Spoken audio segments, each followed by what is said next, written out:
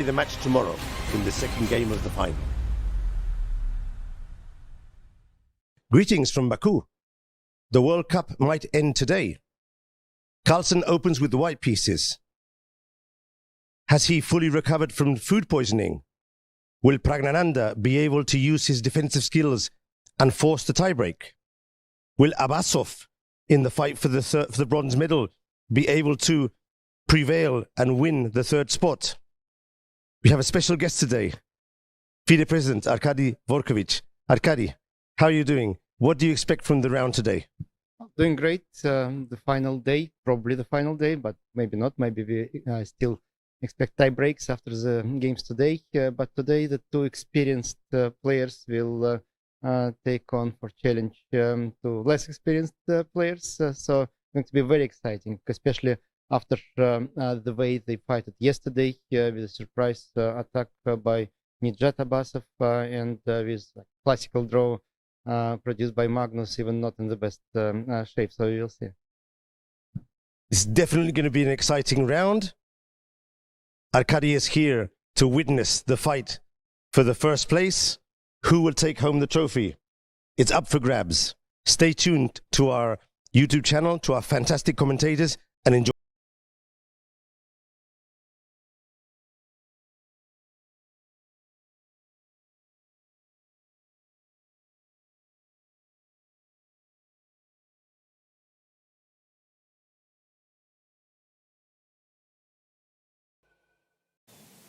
Hello, welcome back everyone. Today is the second game of the final in the FIDE World Cup, and yesterday we saw the draw between Praggnanandhaa versus Magnus Carlsen, and today Magnus will be playing with white pieces. And also we saw an upset yesterday between Abbasov versus Caruana, where the local player Abbasov won the first game, and today he will be just needing a draw to secure this third spot. And Irina, and also today, it could be our last day here at the office. I doubt it. You doubt it, yeah? There will be tiebreak tomorrow? That would be too sad. That would be too sad to cut it short, you know? I mean, I want to see more games between Magnus and Prague, so I hope that they're not going to deprive the chess world of the show tomorrow.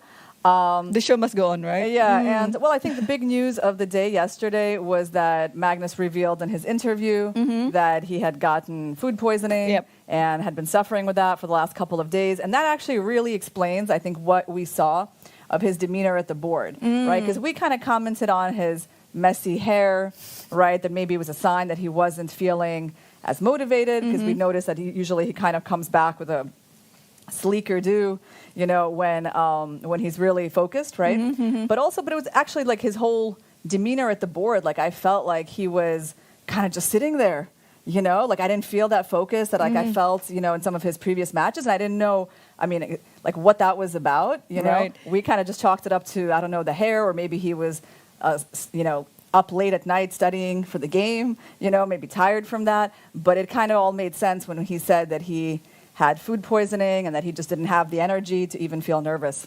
Yeah, but well, it is still world number one. And you see, even though he's not in his best form, health-wise, he's still playing very accurate chess yesterday. Yeah. So maybe he'll be feeling better today, and maybe he'll be also playing much better.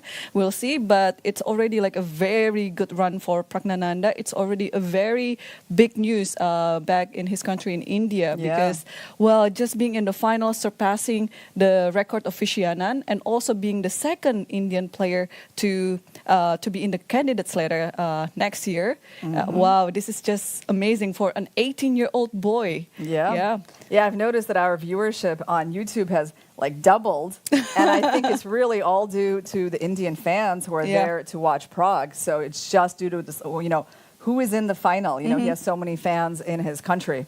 Yeah, definitely. And it will also be a very good inspiration for most of the young chess fans. And we can see in the camera, today it could be also the last day here for the spectators to watch the games, and they wouldn't miss it for anything in the world. So yes, so many young fans. And actually, if the organizer didn't limit the number of spectators, it would be even here in our studio, like so many chess fans coming. We just saw Fabiano walking past the walking into the playing hall. He just sat down at his board. The first player to arrive. Yeah, he's playing white today. He's in a must-win situation, given that he played an uncharacteristically poor game yesterday. Abbasov said that he just couldn't really explain the move queen b4. He moved his queen away from the king side, and his king got mated shortly after.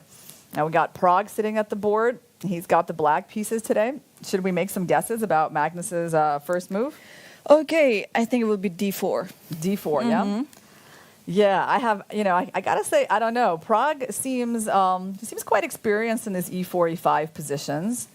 At the same time, Magnus also is very experienced in that. So I don't know. It's hard to predict. It's hard to predict. Yeah. Yeah, I'll tell you something. One observation. Yesterday he played c4 against Magnus. Right. And I feel like this kind of move, it's kind of like Gukesh, right? Going for the London. They're kind of going for the moves that are, let's say, they give more scope for something to happen on the board, right? Like still c4 is less theoretical than d4 or e4, right. I would say. So, they're willing to open up a battle with the world number one, right? That's what they're showing with their, choice of opening systems with white. Right. Wow, classic Magnus just coming to the board. Oh, he feels better today. A few seconds away from the starting time. Just a few seconds, like 4 seconds away, actually. We can see that the hair looks completely different today. Yeah, so he's more motivated, yeah? Well, he feels better. He feels better. I think so. I mean, okay, like he said he'd had the food poisoning for already a couple of days, so today's day 3, so maybe, it's finally just he's feeling more or less normal. Yeah, we'll see, because... Wow, I also want to see them playing in the tiebreaks because, Magnus has quite a high percentage in winning the tiebreaks that he has ever done in his life. So I think going into the tiebreak is also probably, He's got E4, E4 is on the board. Okay. All right, so we're going to see probably E4, E5. Oh, is Prag actually... Thinking of C5, maybe. Yeah, is he surprised by this move? Because... I don't think it's a big surprise. Carlsen has gone for d4 in this tournament, for example, against Arian Tari. That was a Nimzo. He's also gone for d4 against Ivanchuk. That was some kind of a Catalan. Right. But, of course, he's used e4 a lot. And... let's see. Okay, e5, yeah. E4, E5, it is. Makes sense. He had this very successful rapid game against Caruana that he showed, I think, great understanding in the structures, the one that he needed a draw in, but he was actually outplaying Fabian. Right. So I think we'll see knight f3 soon on the board. Yeah. I think so. unless Carlsen is thinking to play some sort of a Vienna, but I doubt it. Yeah, so he started adjusting his pieces after he'd made his first move. All right, knight f3. Knight c6. Is it going to be an Italian the way Fabi was trying, or is he going to go for a Spanish? Good question. And it's another one. It's the knight coming out. So it's almost like a 4 knights if Praggnanandhaa plays, yes, knight f6. So it's officially a 4 knight opening. Wow. So now it's d4 or bishop b5. Or is there like A3, G3? G3 also, yeah. It could be many moves. Right, so bishop b5 is played here a little bit more often than d4. Yep. So yeah, bishop b5 is one of the main It's a little bit of a surprise, right, by Magnus going for this, because this is not like considered, I think, the main theoretically testing way to play, right, with knight c3. Right. There is a very trendy line in these 4 knights actually to make a draw. So I don't know. It looks like Magnus feels better, looks better today. Okay, bishop b5. So that drawing line that I was mentioning, it was with d4. So okay, bishop b5 promises us that this is going to be quite a game. Okay, did he just play knight d4? Yeah, that's one of the main moves, right? I think it's... Does he have the knight in the center? Or did he... We will have to move soon. Yeah, so knight d4 because we see Magnus capturing on d4, ed. Yep. And is this the line that you're talking about that is very quiet actually after e5? Isn't this where everything gets traded? Yeah, it is. It is one of the lines as well. There is a drawing line in these two. I'm trying to remember. Yeah, well, hold on. I mean, I mean, right now all the pieces are coming off the board, right? Right. The knights are coming off the board. So is this Magnus just saying that he wants to Just to make a draw. just to get into the tie breaks tomorrow? That's possible. I kind of feel that's what we're seeing actually. Yeah. Because this is not where white goes trying to play for a win, right? No, this is like just a famous drawing line. Yep, and you go straight into the end game. Wow. So Magnus wants to end it today. He wants to get another day to Just to play the tie break. to recover, actually. Right. I mean, I'm not shocked, I think, given the information that he gave us, right? And I'm not saying it's, like, inappropriate at all because, you know, you got to do, what your body allows you to do, right? And if he thinks he's going to have better chances tomorrow, then I totally understand. But, yeah, I think that's what we're going to see, short game today. Right, and maybe tomorrow. At least there will be one tiebreak match. But we'll stay on this game for a bit more, and then we'll take a look at the other board. Is he going to play queenie too? Is he just going to get the queens off the board right away? That's possible, right? I think that's the whole you can either idea about this. castle or play queenie too. So he's probably he's reaching for the queenie queen. too. Okay, so the queens are going to come off the board, and Prague is going to get easy draw with the black pieces. Right. So you may play queen e6 here. You It also would be may pretty play queen funny though e7. if we only had one game to watch, Irene. Imagine like we had one game to watch and this one ends in like 15 minutes. That would be so sad. Unfortunately, we also have Fabiano versus Abasa, where Fabi is going to be doing his best to stay in this match. Yeah, and that game is also in the Sicilian, so there should be some fireworks on the board. So both of these moves are possible to block. Queen e6 is a bit more popular. Probably that's what Prague is going to play, because I guess if they take me, maybe you can capture towards the center. I kind of like that a little bit more for black. That's why, white generally does not actually make that trade. And white goes castles. And then after castles, does white then make the trade? No, they don't. They just play rook e1. Which makes sense to me, because you don't really want to be doing that and helping them, open up their rook and helping them capture towards the center. So, I mean, you can't be that desperate for a trade, right? I would not be playing that move. So this makes sense.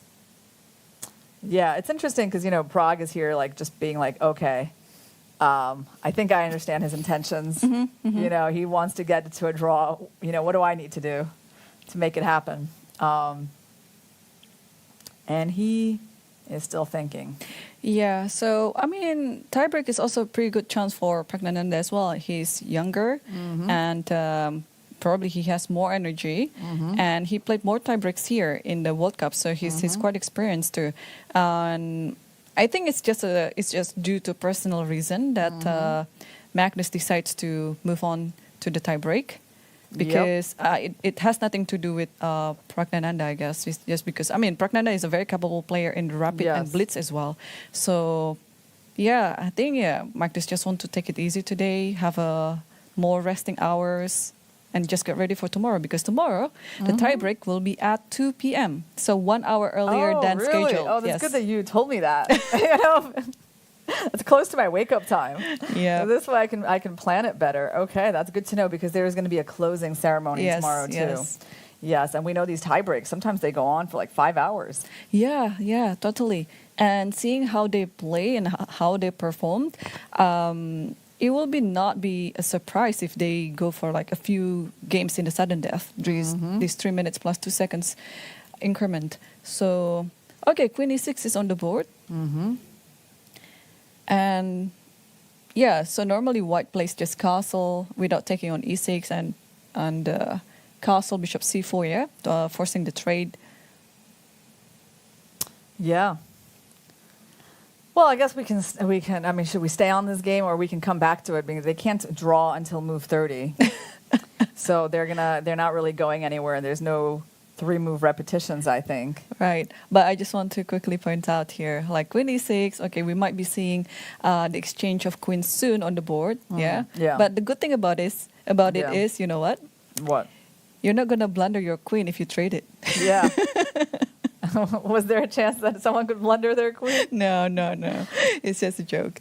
Okay, I think we can move on to the next game if you want. Yeah, let's take a look at Fabi versus Nijat. So Fabi in a must-win situation, and Nijat going for the E6 Sicilian, something that Fabi actually specialized in himself in his earlier days. You know, if you want to learn the E6 Sicilian, you definitely can look at the games of Fabi from, 10, 15 years ago when he was younger. He played the Han Sicilian quite a lot, and I think he had a good feel for it. So, but now he's on the white side. And we actually see knight c6. So this move, either black is going for a Taimanov, or he's going for this other thing that's become popular recently with knight f6. I would probably guess that one. So Fabi, that's what happened. Yes. That's what happened, yeah. Yeah, knight f6, exactly. And so Fabi decides not to go in for this big theoretical branch with knight takes c6 and e5. He goes bishop f4, trying to get into a Sveshnikov, right, where black, you're trying to use these squares to put your knight there, so black goes there, you attack the pawn moves forward, and then you're actually in the main line of the Sveshnikov. Instead, black goes for this line, which is actually, this is looking like a game that we saw this tournament. That was quite a big, impressive game. Do you remember who was playing that one? Tell me. It was Linier Dominguez versus Alexei Serrano. Oh, right. Remember that game? I think that's what it was, because so it goes knight b5 and what is it, like probably castles, a3, bishop c3, knight c3, d5, ed, and that's kind of the beginning of that line. White has the bishop pair, and are you trying to find that game? Yeah, I will find it for you. Yeah. And that was a very impressive game by Linier Dominguez. That's kind of one of the games that made us realize he was in good shape in this tournament. Yeah, so the game went actually with a3. So without bishop f4. Ah, okay. So it went knight b5 immediately. Okay, yeah. That's funny. It's funny how the little details, they matter, don't they? He played knight, that's it. He went here. And then we got into this. Yep. Okay. Yeah, this is the normal. The normal one. Yeah, okay. But then you said that black just tried to equalize it with a slightly worse position. Yes. So actually, here's a little difference. Yeah. He goes because he starts like this. Huh. Okay. Oh yeah. Well, I can see how it's different now, because there's a possibility of knight takes e4. Oh, right. Completely different, yeah? Yep. It's like an extra. It's like basically you, instead of playing a3, you have your bishop on f4. And so there's actually still a pin going on. But then there's a fork being threatened. So Fabi is bringing some kind of new idea, I think, to this position. Let's see if it's been played before. Oh, yes, it is. They already have a few moves. Actually, I prepared this. I remember this exactly. There is one very good game between Grandelius versus Boris Gelfand in Sweden this year, in May 2023. I think it was Malmo. And there's some movement there, I think, on the board. All right, so black did take. Yes. All right. And then E4. queen f3 is on the board. Queen f3. So I guess we should just show like what happens on knight c7, yeah? Because it's sort of like the big question is what happens on that fork. The king moves over, and then I guess we cannot continue taking the rook, yeah? If we take the rook... Yeah, you just take the c3. Yeah, there's actually even this type of move that is really, really painful. You hit a lot of different squares. Right. So white cannot go for that. That's a trap, so you'd have to go like queen f3. Yeah. So, yeah, without knight c7, because almost in this line, knight c7 almost never happened. Depends, actually. Depends on what black did. So here, queen f3. And you have to play d5. Oh, and then knight c7 here. And then you can actually castle first. Castle and then king e7 or king f8. So, oh, hang on. Did we see this? No, because there was one time this year that I went to St. Louis, and then we had like a bunch of like chess meetup, and Fabiano was one of the one of the players on the table, and then we kind of like doing this. I think with Ray, if I'm not mistaken. Yeah. And then we just quickly saw this position. Maybe I was mistaken. Maybe it was not him, but I remember that we kind of like look at this together with other players too. So basically, this is going to be super sharp and theoretical. Well, and, it's going to be super sharp, and it's actually testing Nijat's memory about it, because it will be like a 30-move deep theory. Right, and you can see that he is trying to remember things actually. So after this, d5 is the normal move to play, and then after that, it's castling. That is a very good move. Yeah, so castle's queenside, in after d5. Or do you want to throw in the check on c7, right? So after d5, white has two main moves. They can either go with knight c7 or they can go with castle's queenside. So right now, white's down a pawn. White sacrificed the pawn, I guess, in order to get that check on c7. And now, well, I don't know. Which move do you want to look at? I see games here from as far back as 1984. Wow. Actually, let me quickly look at the game that I mentioned before. It was Grandelius and Galfan, because it was such a cool game. There was a point when they were trying to recall what they prepared, and then I think Grandelius spent like 37 for that move, and then Galfan also spent like 38 minutes. I mean, 38 minutes and then 37 minutes, something like that. So, well, it's interesting because actually I just have never seen this bishop f4 move in this position. Like, I mean, I guess compared to knight db5 or knight c6, it's like it must be quite rare, right? Let's actually see how often bishop f4 gets played. Yeah, well, I mean, like in this database that I'm looking at, it says like 1% of the time, and like 58% for knight db5 and 24% for this one. So yeah, you can see like, unless you're really playing this stuff a lot as white and black, like this move you might have just missed. So definitely something new for me. Bishop f4, bishop b4, knight b5. So white sacrifices the pawn, queen f3, attacks the knight, and d5 is on the board. And knight c7 first. Yeah, so he actually goes for like the more obvious check on c7. And king f8 is on the board. There is another move with king e7. It's more tactical, but it's a bit dubious. So king f8 will lead into equalization actually, but it's a very long theory. And I actually found this game that I mentioned. So king f8 instead of castle, it's knight takes a8. And right then here. Yes. And there are a few ways to make a draw in this position. And after that, e5 will... e5, right? Let's just try to understand. So we gave up a rook. Yep. The knight trapped in the corner. Now you're just attacking this bishop calmly. Okay. Yeah, and then just try to... eventually, like, win this knight and have, like, the extra pawn. Actually, you're not going to win that knight. No? No, you just play in the center and then try to attack the king. And in which case, it will be very funny. You give up this rook, but you'll get this rook.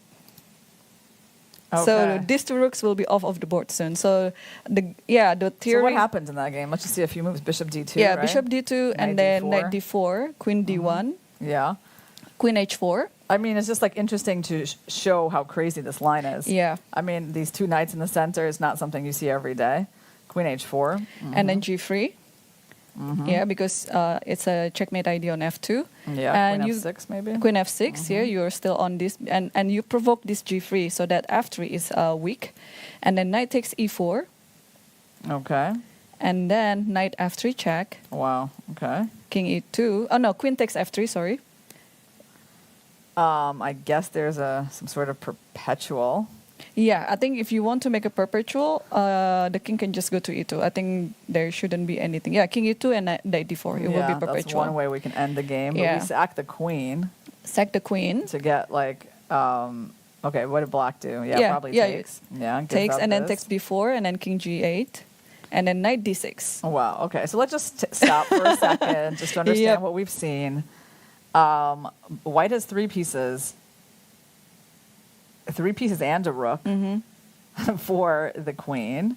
However, this can get captured. It probably got captured, right? Or did black do something else? No, position? You have to take. You have to take, yeah. So, and then just castle. So now we have a rook and still 3 pieces. Yep. And now the bishop on c8 is under attack. And believe it or not, this is still like something the engine considers equal. Yeah, it is still equal. And there are many ways to make a draw in this game. I saw a lot of top elite players make a draw out of this opening. Wow. Okay. So Fabi's deciding to test his memory, but he also might be having some new ideas. Maybe, yeah. It's gonna be. I think it's gonna be interesting because, well, I've been following this line just just to see how these top players update themselves. But if Fabi comes with something new and some novelty in the end, like how to make things a little bit harder for black to make a draw, because objectively speaking, it's gonna be equal in the end. Right. But it's very imbalanced because it will be like 3 pieces against a queen. But basically, Fabi avoids that line that Grandelius went for because he didn't take on a8. He didn't take on a8. Yeah, right? This is also another idea. He goes for castles queenside, which is actually more popular than knight takes a8.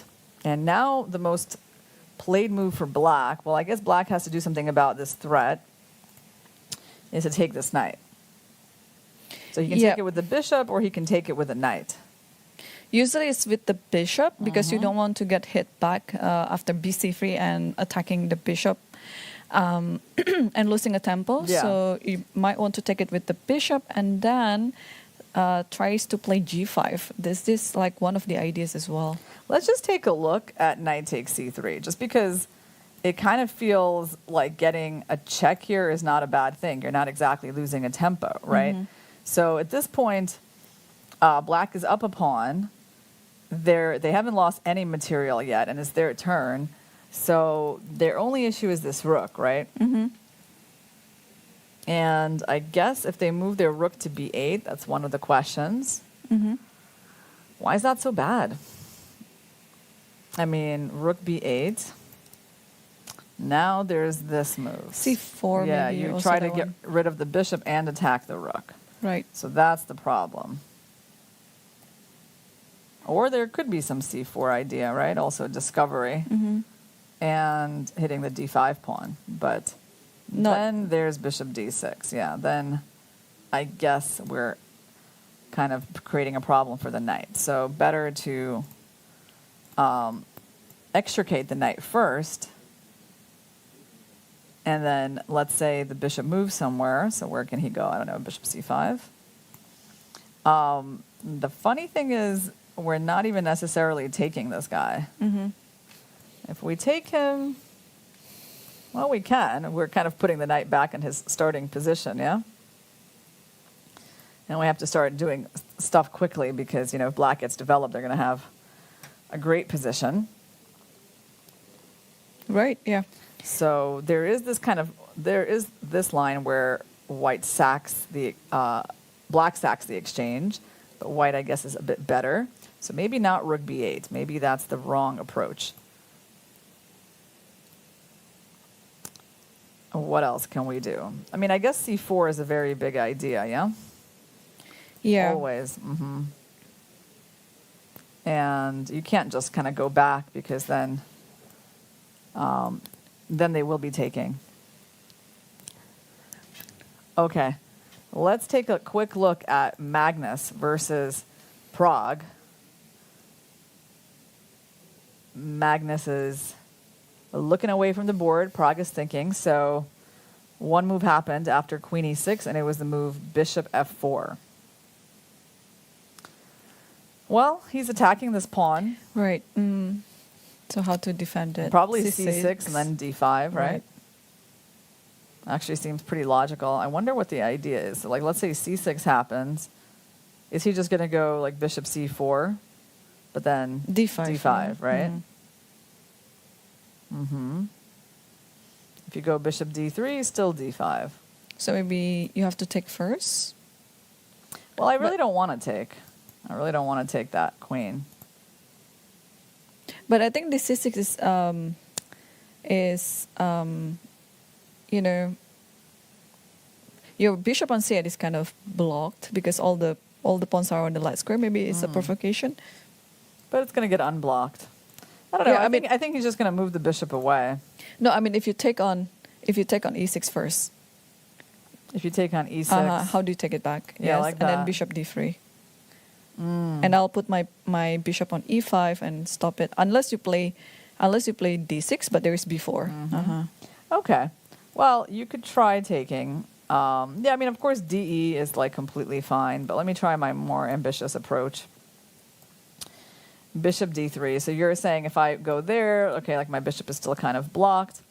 Although I think I'm It's not okay much, with yeah. my stronger center. Yeah, like I think I will, be absolutely fine here. But maybe I'm wrong. Bishop E5 castles. Yeah, castle. And some sort of positional advantage, based on this bishop. You can maybe put the king on D2, the rook on E1. Maybe I played D5 a little too soon. Maybe I need to maintain flexibility. Actually, let's take the tempo first. Yeah, of course. Let's attack the bishop. At least get that tempo and see where you go. So if you go here, maybe we can try. I don't know. Can we go E5 because you can't really take it because of rook E8. And then maybe I play D6. So maybe I have time to set up my pawns like this. Let's say I go here, you castle somewhere, some way, right? And then I go D6. So I think I was just in time because now B4 is harmless. Right. Yeah, this could be it. Yeah. So I don't know. Bishop F4 doesn't seem like a very scary move, but it's hard for white to really scare black when they go into this line. Also, if you don't want to deal with those lines, you just play bishop B6, yeah? And there's simply nothing's wrong with that move. Yeah, I mean, I guess the one thing you don't want to do is like castles and give up the pawn, because then I don't think you can like wind up trapping the bishop. Yeah, I don't think so. Because There's B4. always B4 ideas, yeah? I mean, you could try. We can look at it. But it's a risky way to play. You can take it first, I guess, yeah? Yeah, or I mean, even B4 looks Or even quite before okay. immediately. I think so. Oh, but then it gets kind of fun. Look at this line. Okay. I think we stumbled onto some amazing computer line. Wow. Look at that. If you take like that, it's Take with the pawn. discovery, and then I win your bishop back, and I'm trying to basically win this bishop. Okay. But anyway, Prague took on E6. Yeah, just to... Sorry, on E2, yeah. So now Magnus probably captures with the bishop.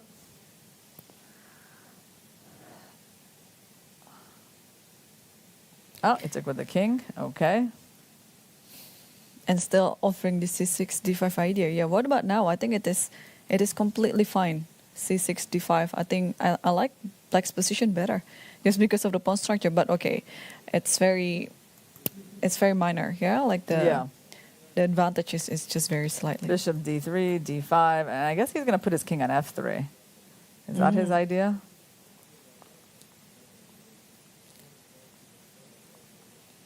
Yeah, Maybe that's put the probably king on F3 and just go rook E1.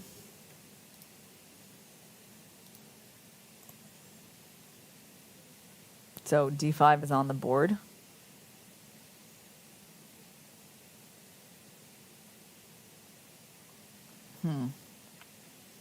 It's interesting in this position where white can sort of do anything. Like, what's white going to go for? There's also B4. There's B4 and A4. You can like try to get some space on the queen side. So, like for example, something like that, like this. I don't really know if we're accomplishing much, but we can try. But I like this idea, putting the king on F3. Yeah. You're just getting ready for the end game because Yeah. no. But I queens already. think he does actually want to take a bit of space over here.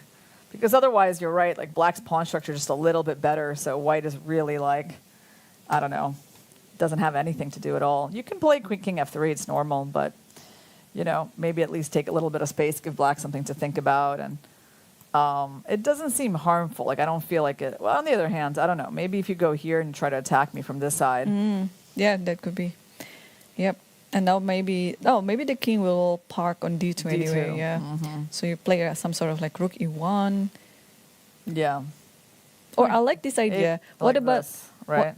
What about if we play instead of a4 in this position? Yeah, after bishop e7, bishop e5, and put the bishop on d4. Well, yeah, I was thinking about that, but there's f6 and b6, right? So they can try f6 and then b6. But that It gets a little sharp. are you sure you want to Play push? c5. Yeah, I'm not sure. I mean, I kind of wanted to pretend like I was threatening that. And you're trying to say that like I'm a little weak over here, yeah? Like I can't really move my rook easily. Unless you castle, but yeah. You kind of keep the king here. Yeah, you can play bishop e5. But the funny thing is, like, I think what we're watching, right? I mean, just so our viewers don't get tricked, is like we kind of know what both of the players are like are agreeable to here. I would be very surprised if like this really becomes a full-fledged fight, you know? So that's just not really how you start the game when that's what you're looking for. It's already like a gesture usually by white player. Yes. If you're going into this line, you're not looking for anything special. Right. So he just played c4. Okay. Yeah, so I think that neutralized the center kind of, because you don't want to play d4 in this position, do you? Yeah. Right? So maybe this pawn will be traded off and we'll be seeing like almost a symmetrical position. Yeah, I mean, let's see c4 is for sure like 100%. Like that's, I mean, if we had any doubt about Magnus's intentions, that pretty much reveals everything, yeah? Yep. I mean, in fact, like white has to maybe be a bit more careful because their king is in the center. So black either goes here or they can trade and then develop this bishop somewhere. Like, okay, let's just trade and attack something. Because I can't go bishop d3, right? Because you take and then I might lose that pawn if I take with the king. Right. So maybe rook he1 now. Like that. Yeah. So if I take, you win my bishop with a discovery. Right. So if you castle, for example, and I can play bishop b3 maybe, or f7 is hanging, so I can maybe trade it like that. And yeah, it's funny, but and then it gets a little sharp, right? Yeah. I mean, I have king f1 too. Yeah. But rook f8. Yeah, the other there's bishop. Yeah, bishop g4. So I cannot do it right away. So probably bishop b3 or c3. There's b5. So probably this. Bishop b3 looks solid. Yeah. And then I always have king like f1. That, and then you even have king f3. Oh, king f3. Yeah. Either of them work. Yeah. Okay. That's one way the game can go. What else? So like you can start with bishop e6, which basically forces this. And now what do we do? King d2. Or not. Oh, f2 is hanging. Yeah. Well, we can go here. Yeah, bishop e3 too. You take, I take. If you take, I go there and I win the pawn. Yep. And if you don't do that, then I just play f3 and I bring my king there or there and it's a draw. Right. Okay. Super exciting. Okay. Can we now move on to the other game? Let's go. Fabi versus Nejat. Here we're seeing an actual game, guys. So after castle's queenside, Nejat took with the bishop, which is the most popular choice. And white captured back with the pawn. Queen e7. Is queen e7 the most popular? It's not, actually. It's not. This move that Nejat played is kind of a rare move. Actually, both e5 and g5 are more popular, and even rook b8. So e5 has been played in this position. by, it's not like I don't see like the very top players' games with that move. G5 was played by Thomas Luther a long time ago. So, I mean, overall, we are okay. We're in a fairly rare line, right, where we don't see like tons of games of the top players. But Queen E7 was played by Nijat. And I can understand him. He kind of wants to give a check. If the king goes there, he sets up a checkmate. Of course, if you give a check, the king will run out this way. And what does Fabi do? I think he goes c4. So let's just... Oh, so did I say the king goes there? No, there's a knight there. So sorry, guys. Yeah, you can't take on a8 because queen a3 is actually mate. Yeah, you can't run. So you got to... So you have to play c4. Yeah, you got to go king b1 and run into knight c3, and then you get checkmated on a2. So that's why Fabi guards that square. He goes c4. And after that, Nijat goes queen f6. So already queen f6 is a new move. By the way, the engine bar really likes white in this position, and Fabi plays c3. Wow. I mean, okay, if he does wind up winning like this out of the opening, I'll say that, that was pretty much a great opening preparation, great choice of lines. Yeah, they might as well just play tiebreak because we will see one tiebreak from Magnus versus Praggnanandhaa tomorrow. Yeah, so we're going to see two tiebreaks. Two tiebreaks, yeah. Well, it will be exciting. Actually, today is very exciting because even though the other game, it looks like it was very drawn, but both of the players, they have to be careful still because, it's not as easy as it looks. There are still so many positional nuances, but on this board, we have a completely opposite nature. This is very, very sharp, very tactical, and also you could already see where the kings are. So it's already a sign that it's going to be a very sharp game. Yeah, so Abbasov was threatening a checkmate here. Fabi blocked. I guess the pawn, cannot be taken again because that rook will hang ultimately, and Abbasov played g5. So right now we're on 13 moves. Is this going to be Fabi's first think of the game? Well, I doubt it because g5 is the first computer line. Yeah. So I'm sure he's just trying to recall what he's already prepared before. But yeah, you never know because this queen e7, queen f6 is not the main move, yeah? So probably he also just saw it on the board, but all the moves that Fabi did, the last couple of moves that he did, it was just trying to protect himself from getting checkmated. So it's kind of like automatic. So by the way, let's try to understand again why the rook can't go to b8. It seems to be as simple as c takes d5 and that pawn collapses and then the knight comes back. Yeah, that seems to be the issue. So he throws in g5 to kind of destabilize the bishop, and the bishop doesn't have a whole lot of squares. Like white has to react in a tactical way, right? Because if let's say the bishop makes what we would call a normal move, well, you can't even go there because you lose the pawn. So I don't even know what would be considered normal. Bishop g3.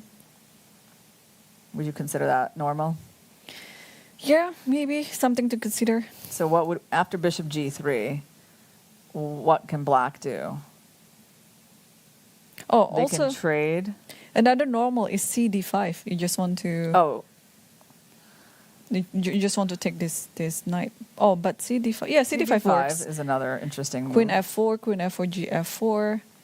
And then... there's knight f2 hanging. Yeah. So maybe, also maybe c6 this is doesn't hanging. work. Yeah. Because there is something like that. And, well, if you take the rook, then sort of we go try to take your rook.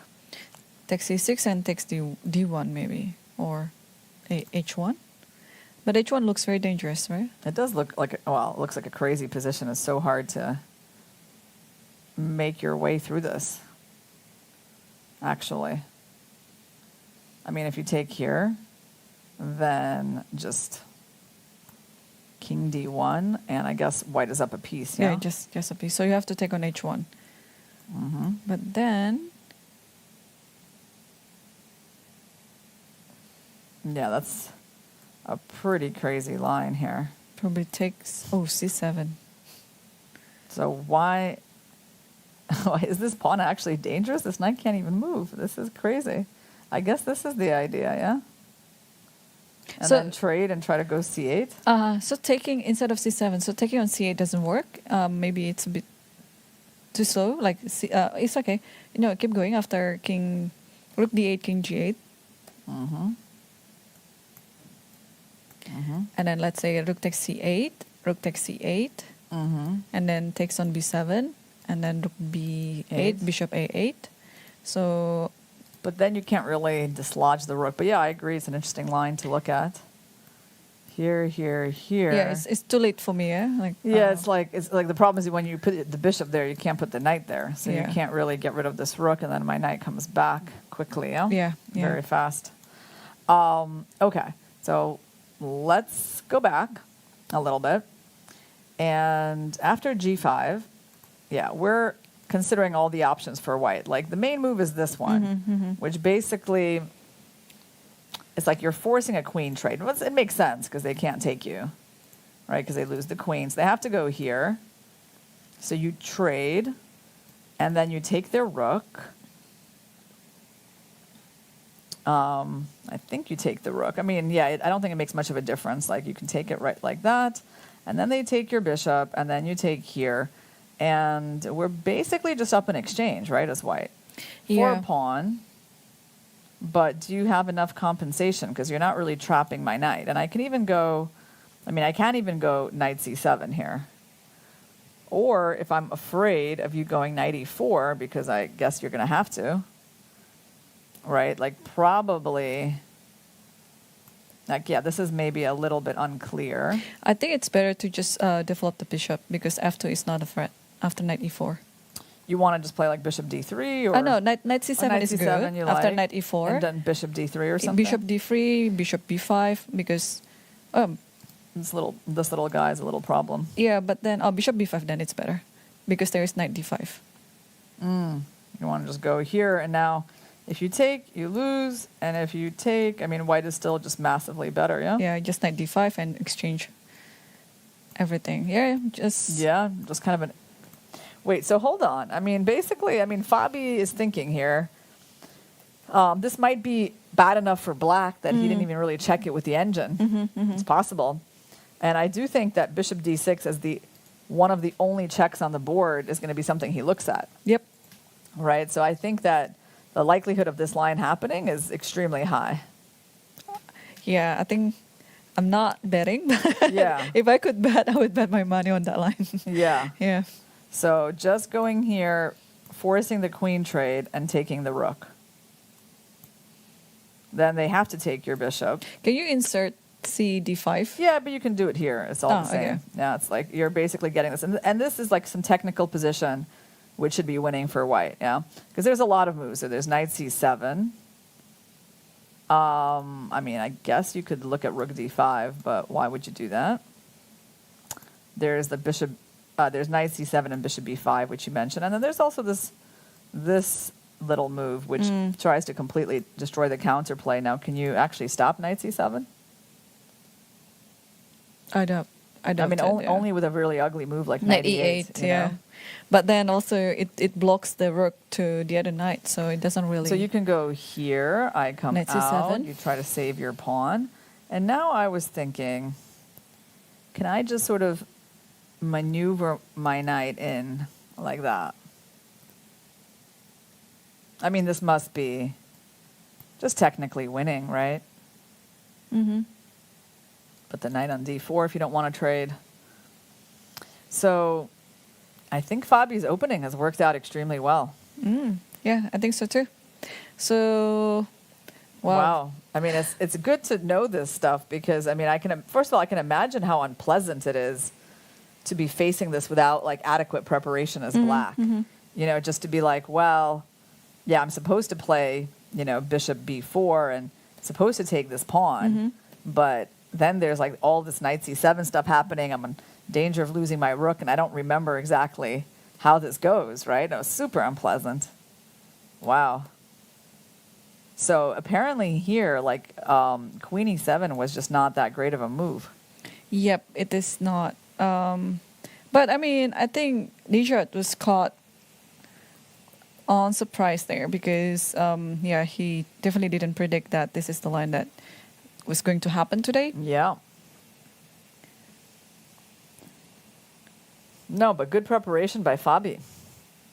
Yeah, G5 instead of Queen E7 has to be played in order to maintain G5, the equality. Yeah? What about E5 and G5. E5 and G5, yeah, both of these moves. Very sharp there. Yeah, if you didn't prepare this beforehand, you know, I could understand why it is so scary. Yeah, well, let me try to play this like not having prepared it firsthand. Okay, so let me try to play E5. Well, I suppose you're going to take the rook because this is hanging, yeah? You could also take on C. Sorry, you could also take on E5, right? You can also, well, but then do I get a tempo or do you have Queen E4? Yeah, Queen E4. Wow. And Queen G5, Queen E3. It's a mess. All right, so like basically you're saying like you can even take. But I think it's wrong. And yeah. then take. And, but I had just Queen Queen C7. C7. Just Queen C7. Okay, then right. black is up a piece here, yeah? Okay. So, okay, let's say E5. Well, do I take the rook or do I have some other move? There is this move, which leaves this knight hanging. Well, let's try taking the rook, right? Let's try taking the rook, which is apparently a bad Queen move. A5. This is this Queen A5. I think it's always the idea when White allows it. And as in contradiction to what I was thinking, the king is not able to run to D2. Yeah. So you cannot take on C8. Let's try taking on D5 maybe? Knight takes D5, yeah? Okay, so this knight is hanging. What do we do? Can I just take on F4? You take here, maybe bishop E6 or something. Let me just try that. That looks humanish to me. But it's amazing. But then there's that it F4. looks human, but the computer just, it just hates it. Well, yeah, I mean, there's knight F4 and you just take, right? And I guess you're way better. I think because so. you're up a pawn. You're at least going to be and up also a the pawn. king on F8 is not standing well. Yeah. You can just take. Yeah, and also you have rook D7. There's a lot of problems, yeah? Well, no, I mean, basically this is how modern chess goes, right? If you're entering these super sharp lines and you got no computer analysis, it's so hard for someone to navigate.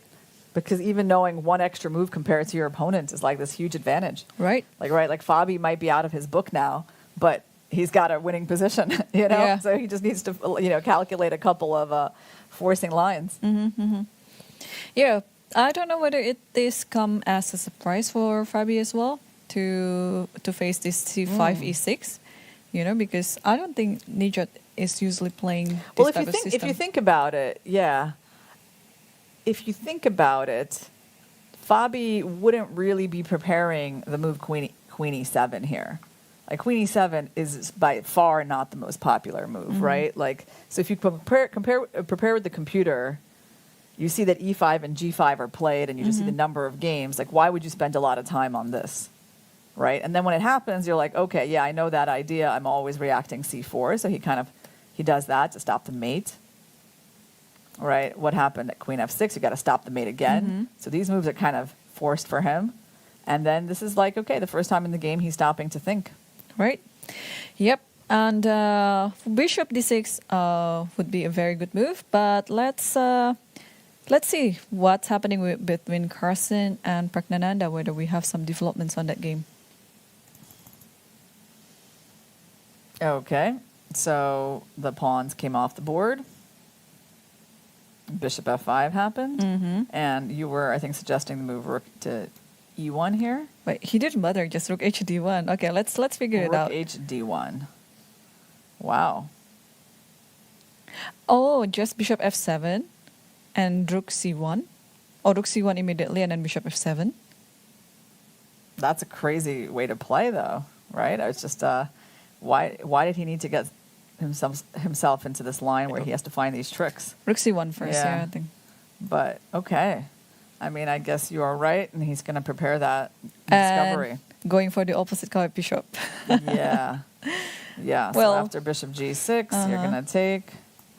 And, I mean, still, I don't know why he, really went for this line, because if anyone's I don't know, tiny bit better, I guess I would take black because bishop is really good. Yeah. Right. But then F3, King F2, yeah, should be fine. I guess we should neutralize that, right? But still. Or Bishop E5 and F4. Wow. Bishop E5. I like it. I like it better. Bishop E5 now. Yeah. And then F4. F4. And I still can't take your pawn. Yeah? Yes. And Bishop is so good on E5. Yeah. I mean, I still feel like it's a strange way to play if you're trying to make a draw. But Prag did not take. Yeah. He just castled. Did he? Oh, okay, he castled. Yeah. And then Bishop D3 happened. And then okay, well Bishop now, E6. yeah, now it's going to kind of fizzle out. But okay, it's interesting that he decided. I mean, I guess there was no point for him to trade because then actually White's a little better because White gets the D file, and they would contest for the D file that way, right? So instead, he plays Bishop E6. Okay. So what's Magnus going to do here? The bishop is, I don't know, maybe is he trying to come here? Or that's not really a problem? I think the king will just go to F1. F3 would be quite committal because then the king will be cut out. I think just king F1 and then probably double the rook on the E file. Oh, you know what I think is the best move? Don't tell me it's B4. No. I was trying to see if I can just go bishop E3. Because I mean, I'm trying to make a draw here, right? So, but I think he went king F1. Maybe. Yeah, king F1. King F1, yeah. No, I mean, bishop E3, there would actually still be a check. And then if we go there, there's some thing like that. Still okay. Yeah, Take still on, okay. Yeah, but not necessarily all going right, there. he went king F1 off of the open file.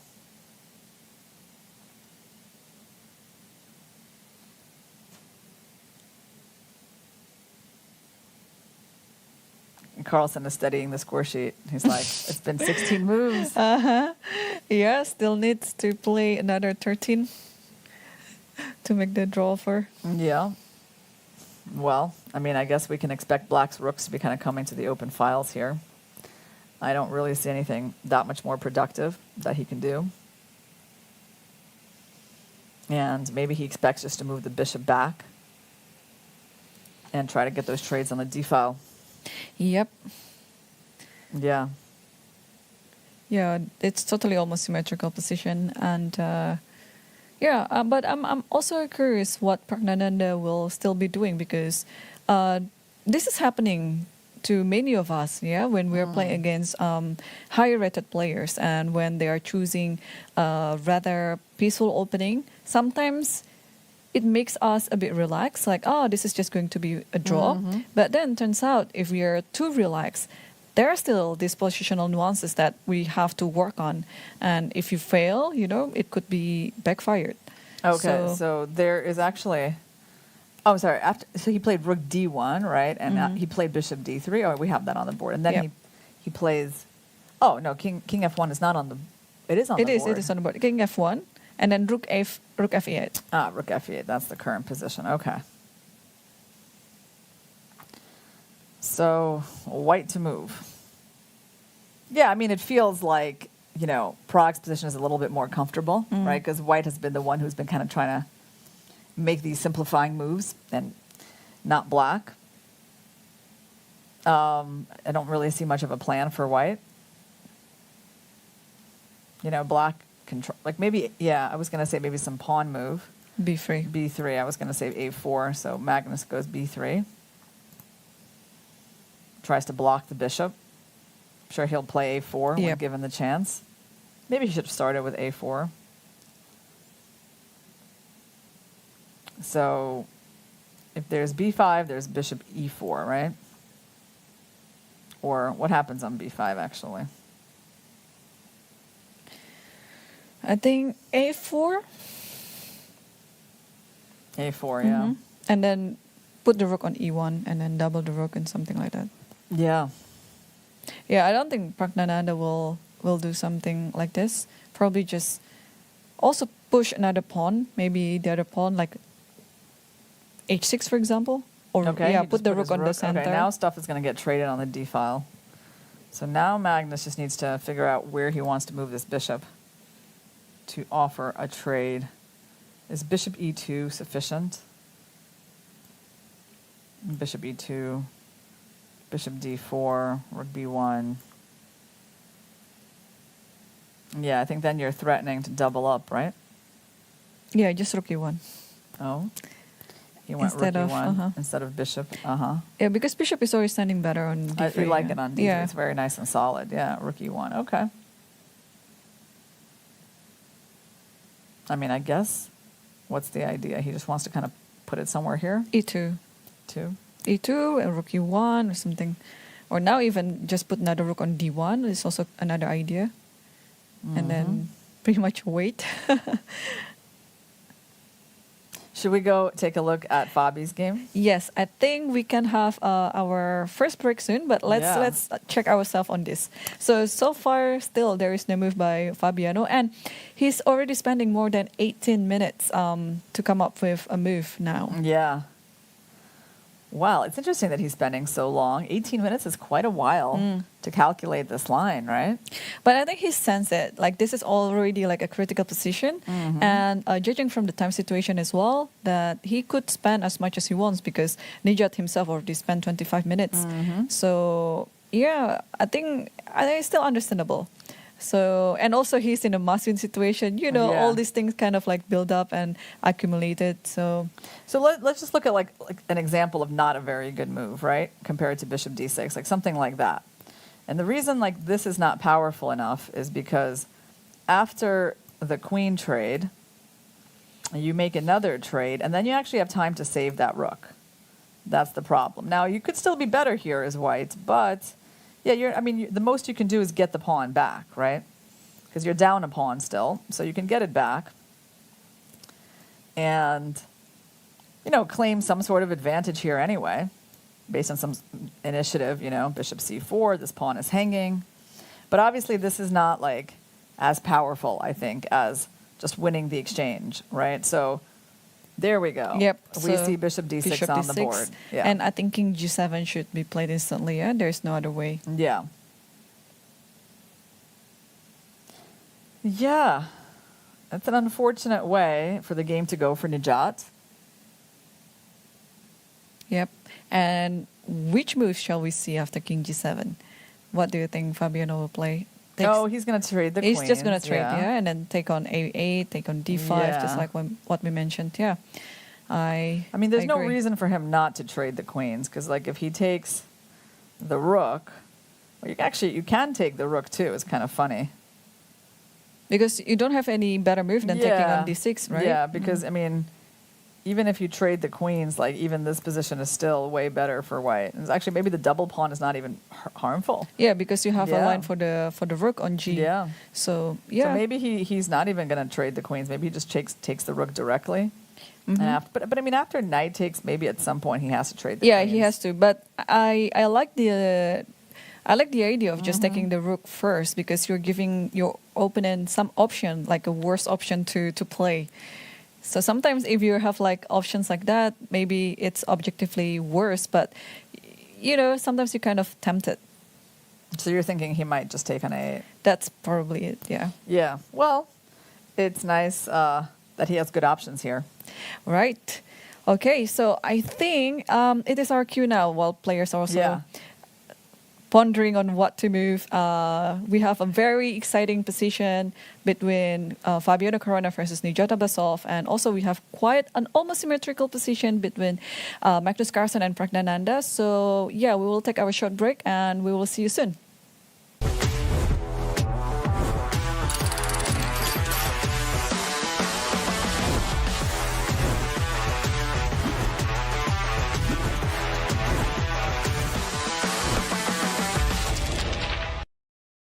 Azərbaycanın təbiətindən, Naxçıvanın torpağından süzülərək gələn təbii suyun sirri, Sirab. Her damlasında hayat var.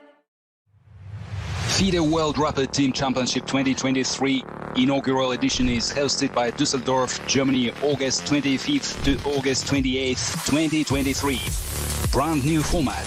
Star lineup featuring world champions Vishwanathan Anand, Vladimir Kramnik, Hu Yifan, Alexandra Kostyuk, world number 5 Jan Nepomniachtchi, world number 8 Wesley So, world number 10 Richard Rapport, and many others.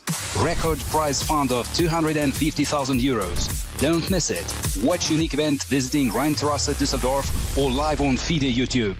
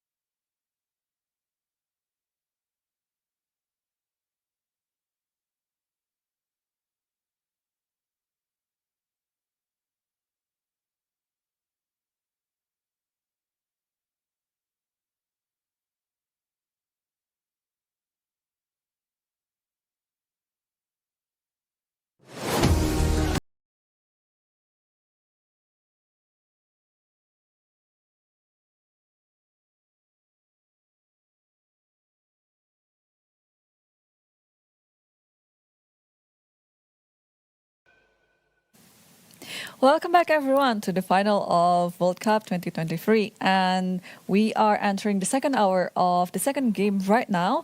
And we have a few developments in the game between Magnus Carlsen versus Praggnanandhaa. So let's quickly take a look. All right, so after white moved the rook to e1, black gave his king a square with h6, rook a d1, king f8, f3, bishop b4, and rook e4.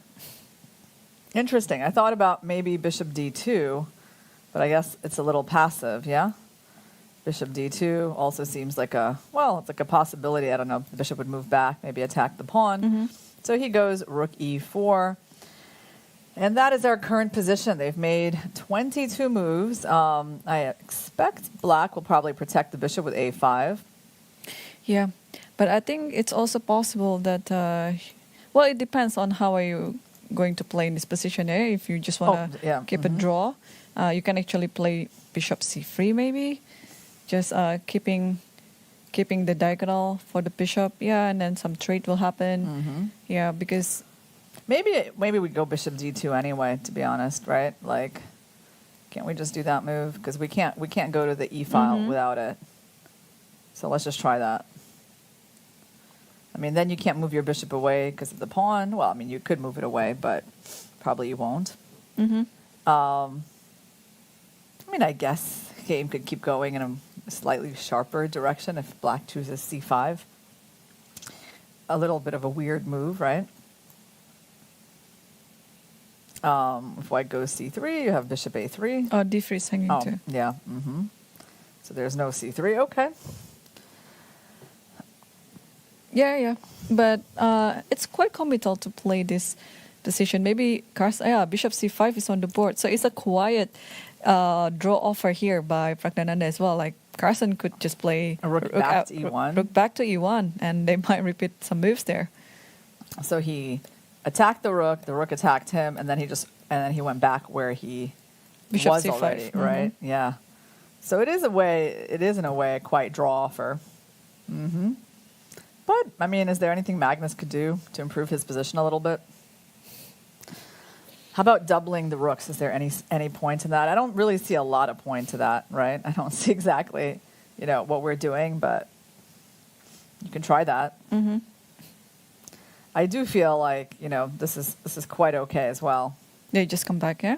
Yeah, and it might put this game to rest in the next few moves. Yeah, I think Magnus is thinking if there's anything else that he can do in this position. Objectively speaking, it's an equal game, but maybe he's trying to get some edge, which is going to be hard because Praggnanandhaa's position is very solid as well. How about bishop e3? Can we do that? That's another impossibility to get some trades. Yeah, many things happen. And maybe bishop d6 even. Yes. You get a7, I get h2. Bishop d6, well, then I take.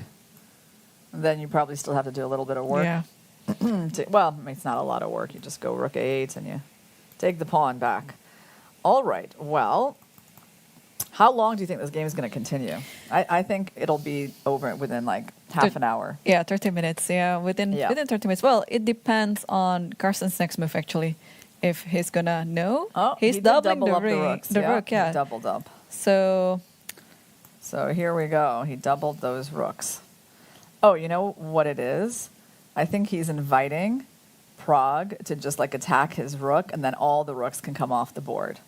I think that's what that is about. Yeah, what do you that's think? possible. I actually really like this as an invitation. Bishop d5, and then everything can get traded. Then it becomes even easier. Yeah. So I think that's what his move is really after. It's like an invitation for that to happen. Right. Yeah, but here, how many moves do you think that black has just to keep the equality? Oh, pretty much any move. But watch bishop d5 happen. Let's see. There you go. Yeah. You see how we can read the players' minds, right? It's like the hidden things going on in these moves. All the captures on e8. Yeah. Yeah. And up to king e8 later, it will be 25 moves. So they have to make another 5 moves. Yeah, it's going to be way shorter than half an hour. Because now that the rooks are off the board, there's even less suspense, right? Right. And maybe they just play the king moves. Yeah, king e2, king d7, and so on. Okay, but Carlsen is thinking. But it's likely that he will just take the rook on e8, or maybe not. Ooh, bishop f5. So he's not taking the last rook. No, he's not taking the last rook. Oh, he didn't trade the last rook? No. Oh, okay. That's funny.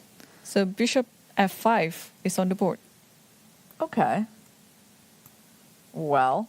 So he wants to take and then play what? Bishop c8? Yeah, I guess. Okay, so let's say we take. Is this even a threat? It's hard to call it a threat, you know? Yeah, king e7, yeah. Just Yeah, I mean, you can go b5 or you can go b6.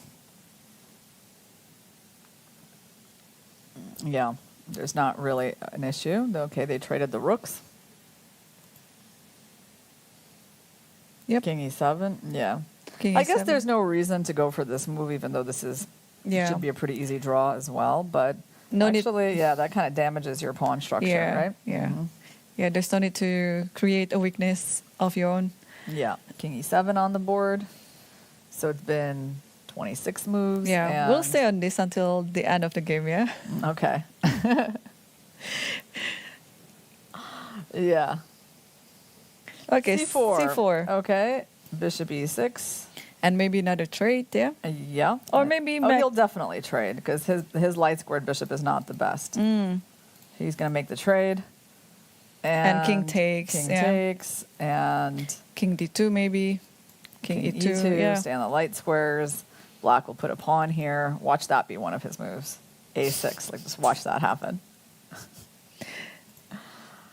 Because he has to make 3 more moves. I'm willing to predict that this will be one of his last 3 moves. Not because he has to do it, but h3 is on the board. So h3 on the board, I think Prag just play h5, yeah. Okay. Just Well, put all the pawns on I might on be the light wrong square. because he also can move that pawn. Yep. Just put the pawns on the light square and then draw a grid. Yeah, king e2, g6. Well, okay, obviously we know that's going to happen now. g6 is on the board. And then he has only one.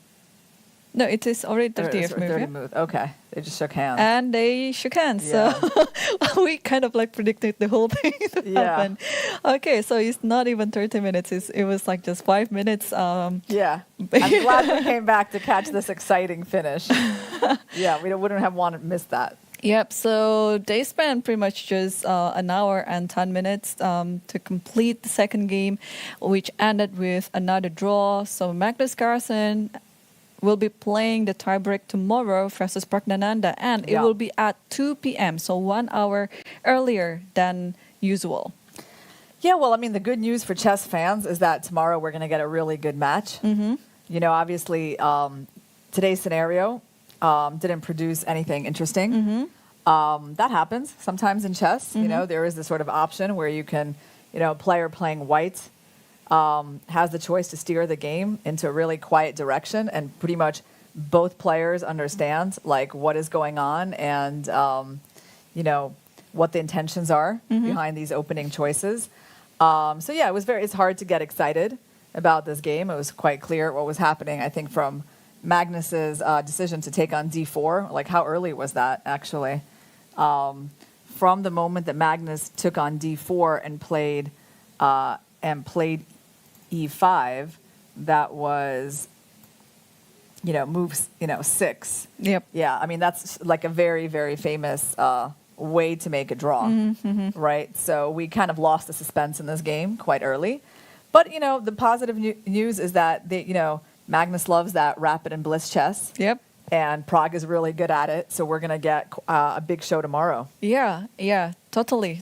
Actually, I'm looking for tomorrow because no, they're not gonna play some peaceful or boring openings. I would actually bet that the first game of their tiebreak tomorrow, it would be quite explosive. It could be, yeah. So let's move on to the only game left today. That has been going quite well for Fabiano Caruana. Wow, so Fabi found this little move f3.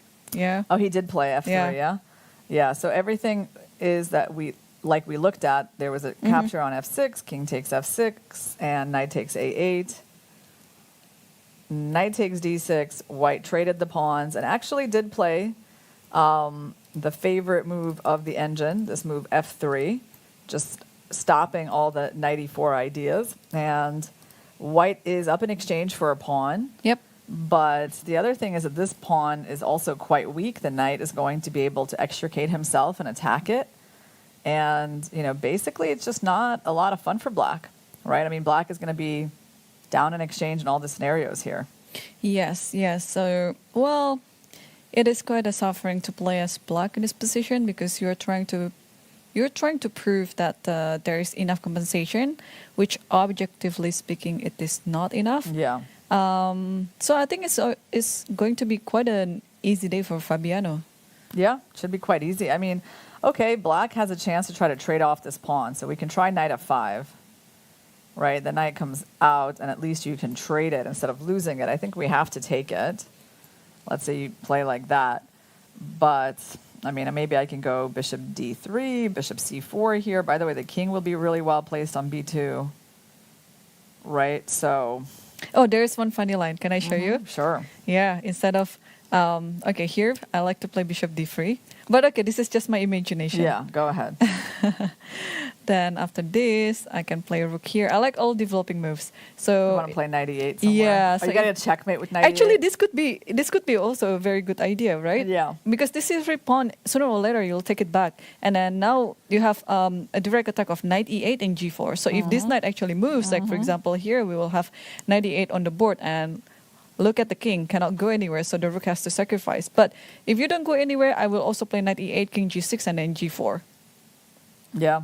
Yeah, that's quite nice. So basically you're saying that like on d4 you don't even want to take. Yeah, you just want to Just develop. play develop, yeah. Develop. Yeah, I don't really see him going for that because I think this is just so simple, right? He'll just go for simplicity. But I totally see your point. That is a very nice line. It's just that, there's more ideas, like there's more sort of like attacks that black can try, right? That I think he's going to want to avoid. And again, what's funny that after bishop d3, you could still totally do my idea. Because how do you want to do it? Rook here? Because, maybe not. But now they're going to sack the rook on, and then they have bishop d7 or knight bishop f2. d7, bishop d7. Yeah, that's true, that's true. So it's not working now. A little too many pieces. Too many. No, but I don't think, he's going to need to be very creative. Take the pawn, trade down, and then figure out, like, do you want to move the king or the bishop, and where do you want to move this bishop? If you move him here, is that good? Or is there some sort of you're going to get hit with that? I think it should be good. Bishop d3. You can always go to d5, right? Like, okay, like this is one of the good moves. I mean, yeah, it's really just going to be a technical position where white's up in exchange and, they're going to bring in the rook. They're going to bring out the king. They're going to look for these various checks. Maybe black will be forced to trade something. So... Yeah, it's also not so exciting after the opening, yeah? Yeah, because it went kind of quickly downhill for Nijat. Nijat, yeah. So, this is the thing, right? In the top-level game, like, preparation really matters a lot. And Fabiano shows, like, I actually am curious, like, if Michael can ask Fabi later whether he's preparing against this line just before the game or not, because this could be just his... previous preparation. General prep? Just general prep, yes. Yeah. It could be. We can actually try to see if Abbasov has played this line before. Let me do a quick search for Abbasov's games. Because it's become so popular these days that pretty much like everyone has this line with knight c6, knight f6 in their repertoire. So Nabasov Nijat with black. Has he been playing? I mean, he has been playing the Sicilian. We know in this tournament. That's why I was. And he has been playing e6. So actually, no, he hasn't played this. Yeah, he has. He has once. He's had a ton of games in this. So actually, not bishop before there, or maybe. I see like not bishop f4. No, yeah, not with bishop f4. Yeah, but not like bishop in f4. general, the position after this, he's had a lot as black. So he's faced, the more popular moves, knight b5 and knight c6. Yep. And even a3, at least recently in the last couple of years, right? So this is actually a mainstay of his opening repertoire. Okay. So it's quite likely that Fabi was just preparing. Oh, yeah, he was preparing. And, I mean, his bishop f4 move, which he could see that Abbasov has not faced. I mean, I can see if maybe Abbasov has faced it at some point earlier than, let's say, 2021. Let's see. But I would say likely he's never seen it, and when you're facing something for the first time and maybe you haven't reviewed it, it's easy for things to go wrong. But I think it's really good opening prep by Fabi. Right, yeah. Because sometimes when you test people's memory, they just don't remember. It's not a bad idea. I think at the top level, this is like one of the strategies, right? It's like that some line is a draw. You just have to keep going and see if your opponent knows it. Your opponent knows it too. And you often hear that, and you often hear people saying like, "Oh, I forgot my prep." Yeah. But like usually it's it's not always like within the first 10 moves. Like it could be like later down the line, you're playing some sharp lines and you just don't remember it all. Yeah, because actually, it's amazing to actually know how many lines these top grandmasters are actually preparing generally, not specifically, just generally. So it's very easy to have a line or two slip out of their mind, and that's when your opponent will get tested. So, wow, 2 tiebreaks coming up tomorrow. Yeah. No, it's going to be, we're going to get a quiet day of chess today, relatively undramatic, but tomorrow it's going to be action-filled. Okay, another prediction. Yeah. If yesterday we finished around 6, Yeah. like 5 to 6 actually. Yes. What about today? Today? Do you think this game will end like pretty much in the next hour? It's a little tricky because here's the thing: like white is winning, but it's still sort of a technical endgame, right? So they can play this for a while, but I would say that we have a good chance of being done by 6 o'clock today as well. Yeah, right. Yeah, actually, that's probably right. And I think we need it. All the players need it because they will play at 2 p.m. tomorrow. 2 p.m. Yeah, you keep reminding me. That's good. I have to keep reminding also the viewers because they have come to the channel like pretty much a month, and it's at 3 p.m. Yes. So 1 hour early. It's funny when players get used to playing at 3, even like a 1 hour adjustment is kind of it's significant. It's a lot, yeah. Because you have your whole routine about when you're eating your lunch. All right. So by the way, guys, you're free to talk to us in the chat. We've only got one game going on, and there's not too much to say about it either at the moment. So feel free to ask us your questions. Yeah, for those who just recently joined us, yes, the game between Magnus Carlsen versus Praggnanandhaa ended with another draw. So the match will continue tomorrow on the tiebreak, again, at 2 p.m. I have to keep reminding people. Yeah. All right. Well, what do you want to try some moves here for black? Okay. We tried knight f5 to try to trade the pawn. We earlier kind of looked at bishop e6 and knight e7 to guard the pawn like that. So, for example, bishop e6, knight here, knight there.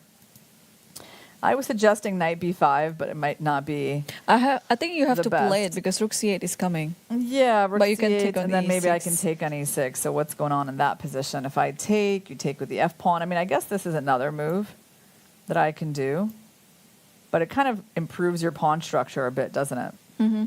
So maybe I don't need to be in a hurry. Well, I see this is a beloved move of the engine.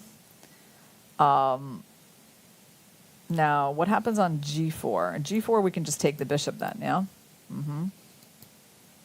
Then we win a pawn. And the idea of this move is that they don't have h6 because their rook will hang, and then your rook kind of enters the game pretty efficiently. So, not a bad idea. Probably if I had to make a guess, I don't know, which of these like not very appealing lines black is going to go for. Like, is he going to go for there and trade the pawn? Or is he going to go there and try to keep the pawn? I'm gonna make a guess, right? Why not? I'm gonna say he's gonna go for the keep the pawn Keep the pawn strategy. Yeah. Yeah, that's likely. Okay, I'll try to make another guess then with this You'll knight say f5 knight and f5 d4. and d4, yeah. Yep. I mean, the problem with that one is like you get rid of your weakness, but also c3 is kind of a weakness for white, and the game sort of opens up a bit more, when you have only knights on the board and they don't have outposts. You don't necessarily want to open the game, but Right. yeah. But this is kind of your specialist, no? Because you're used to commentating in Astana, and it's only just one match, and then you did that for like what, 2 weeks? Yeah. Let me bring all my expertise to this task, Irene. Because this is only one match left. Well, you know the difference, though? Here's the difference. First of all, that match was super exciting, and first of all, the first half of it, they were like decisive games everywhere. So it's one game, but there's a lot happening, and someone is winning. Right. We didn't really actually have any situations like this particular one, where like someone is, on the verge of winning after like less than an hour and a half of play. We didn't have that situation, and when someone was getting winning advantages, it was like after some kind of, definitely more drama in the middle game, or like at least, long end games were being played, right? So this type of situation where it's like things are clarified pretty quickly without even much of a skirmish in the middle game, because you couldn't even call that a skirmish. It was like literally one person just not knowing their theory. Right? So yeah, we didn't have that situation in Astana. But I do remember that there was this game that went downhill very quickly for Ding when he played this kind of like a dubious novelty of h3. Oh yeah, that one. Yeah. That's true. And I think it ended very quickly as well. But it ended in a kind of a flashy way, right? Because things were happening. Here, it's not going to end that quickly, right? Here, we're like in some endgame that, is still going to take some time. So actually, he is proving me wrong. Knight f5. Yeah, he is going to go for the pawn trade option. Right. By the way, I guess we should point out why we're playing knight c7 and not rook d5, right? Rook d5 is actually a really big blunder, because after bishop e6, you get both of these pieces under attack. Yep, so that pawn is not really a free pawn. Yeah, it's not a free pawn, and so that's why it's time to get the knight out, and then black actually has to push and trade, right? So he went for a different strategy than the one I was thinking about. Yeah, I don't think Fabi will take time to play knight c7 because it's kind of obvious. Yeah, there are still so many chess fans gathering there. Well, why don't you read us some questions from our chat? If I could understand Hindi, I would. Yeah. Do we have any Actually, other questions in English? Okay, sure. All right. Yeah. Okay. A technical question. At which point did Caruana take an advantage in this game? Did Abasov play inaccurate moves in the opening? Yeah, it was quite an accuracy, but it's also showing that Abasov just simply didn't know this line. Yeah, so that's why he went to like a more dubious line, more dubious moves. Okay, let me give you a little bit of a history of this line that I've been looking up, guys, because I mean, actually, the importance of the opening in this game cannot be overstated, right? So the first thing is that Caruana employed a much more rare move in this position. He played his bishop out here to f4. Normally white is playing knight here or knight takes followed by pawn advancing. So already he played a move that I think Abasov at least hasn't faced before. And the move is not new. It's not some kind of a novelty. It actually has been played as far back as 1905, like this position has been reached. So you have games from, the early 20th century, like 1924, 1940s, 1960s, and in terms of like more famous players, okay. Well, on the black side, we once saw Tigran Petrosian, actually, young Tigran Petrosian in 1948 facing this move. And by the way, you know what is interesting for me? Now I have a big question, a really big one. Yep. I want to know why Nijat didn't just go for d6. Does he have Sveshnikov in his repertoire? But you have to have the Sveshnikov, but he has to have the Sveshnikov in his repertoire because against this move, isn't he going to just go d6 anyway? we can check that, but I would assume. Yeah, actually. I would actually assume that he would, right? I mean, it's actually quite strange, right? Because in a way, they're kind of interchangeable. Like, yeah, bishop f4 gives black the option of what he went for in the game. But maybe black should have, just stayed to d6. to d6. And I don't really see how white can do better than a Sveshnikov.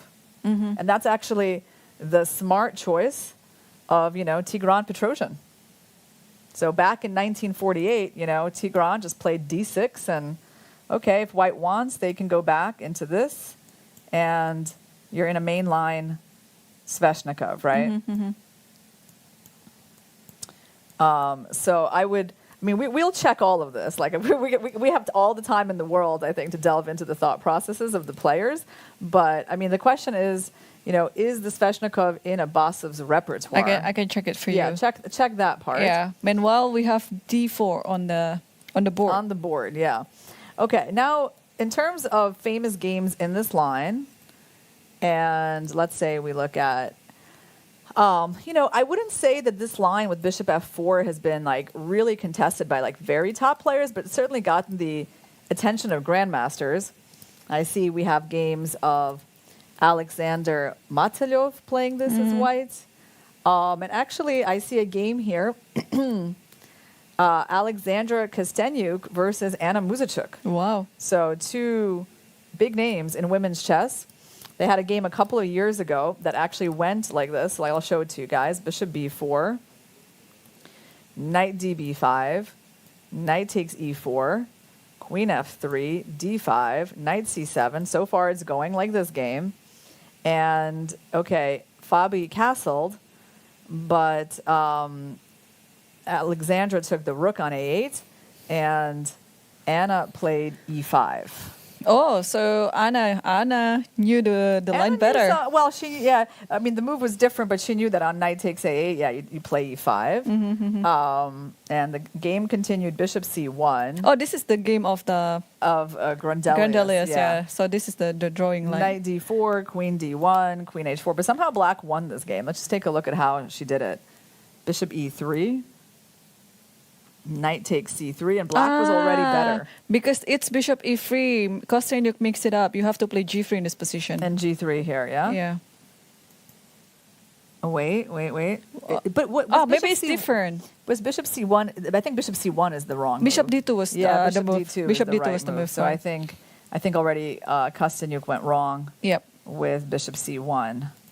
Yeah, bishop c1 is wrong. Yes. Yeah, and then basically c3 was just very weak. Yeah. Yep. Yeah. Now. Knight c3. Yeah, kind of goes bad. Yeah, well, this is the thing, right? In this type of preparation, like one move really decides the whole game. So you have to be very precise to remember your whole preparation. Because, like a strong player like Kostenyuk herself, right, confusing between bishop d2 and bishop c1. Yep.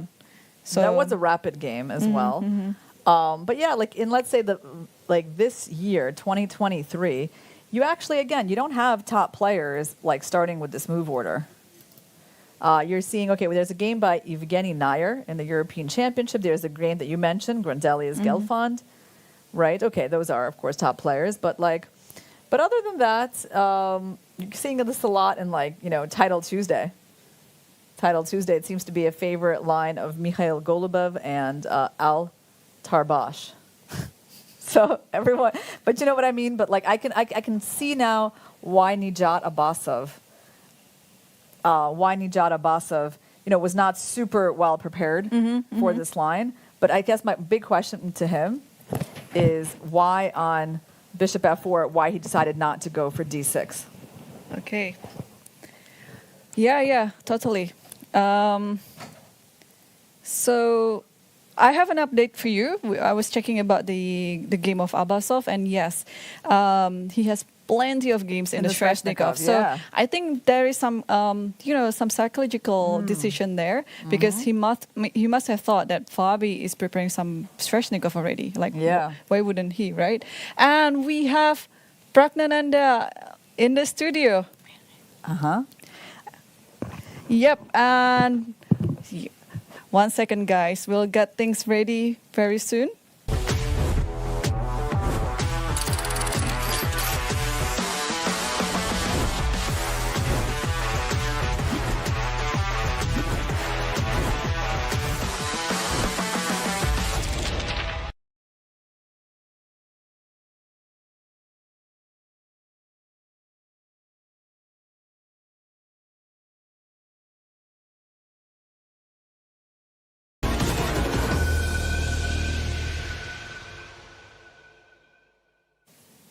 Welcome back, guys. And we have our special guest just now in the studio. I'm so excited. Praggnanandhaa, how are you? Yeah, I'm good. How are you feeling after the game?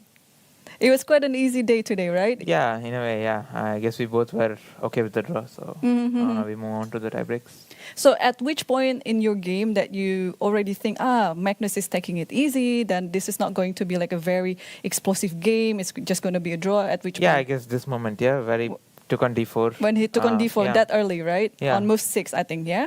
Yeah. Uh-huh. Because this is supposed to be just nothing for white and one of the ways to make a draw. Yeah, Irina and I, we also predicted it. It's like, okay, this is going to be a trade of the queen very soon, and then there's pretty much nothing, and there's so many games like this which ended with a draw. But I want to ask you another question. How is your mother?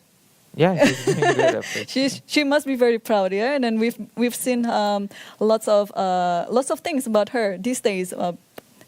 Surely because she's the woman behind your success. Yeah, of course. She has been a huge pillar of support, not only for me, but also my sister. So, yeah. Amazing. So after this, can you tell me what are your next events? Yeah, from here actually I'm going to World Rapid Team. Oh, right, in Düsseldorf, yeah? Yeah, so tomorrow I have tie break and the next day I travel and then the next day I play again. Right. So, yeah, no breaks. No breaks, yeah. And then you've been on the road since, I don't know how many months already, yeah? Yeah, I played 2 tournaments before this, so I've been already playing a lot. Even after World Rapid Team, there are a lot of plans. Tata Steel, yeah? You'll be... Yeah. You're going to play in Tata Steel, yeah. So there are many tournaments coming up, so yeah, no breaks for now. Yeah. So how do you feel as well, surpassing, not surpassing, but also breaking another record for the Indian, being the second player to be played in the candidates ladder? Yeah, I guess I'm hoping for more people to join me there. Yep. Because, this is only the first qualification for the candidates, right? Gukesh is also near in this FIDE circuit. Oh, yeah, that's true. That's true. And there's also Grand Swiss. So, yeah, I guess Gukesh, Arjun, there are many more players out there. Right.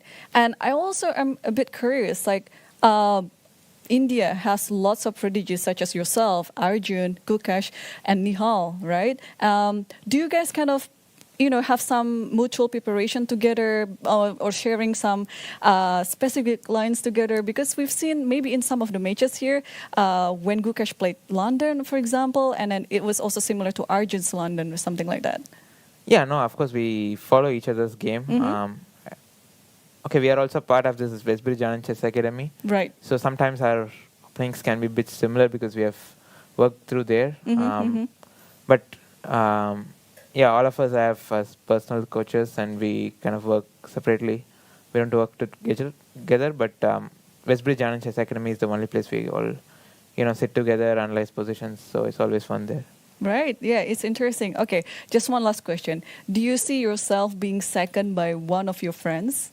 Like, for example, Gukesh or Arjun or Nihal or, all these youngsters?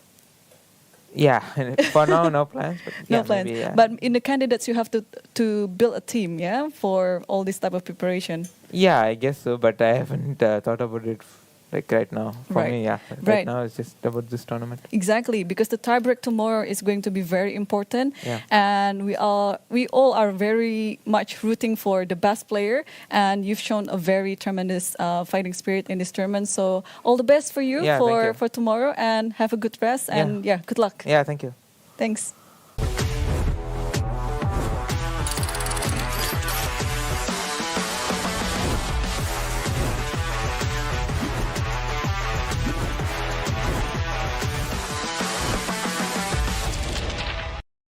Azərbaycanın təbiətindən, Naxçıvanın torpağından süzülərək gələn təbii suyun sirri, Sirab.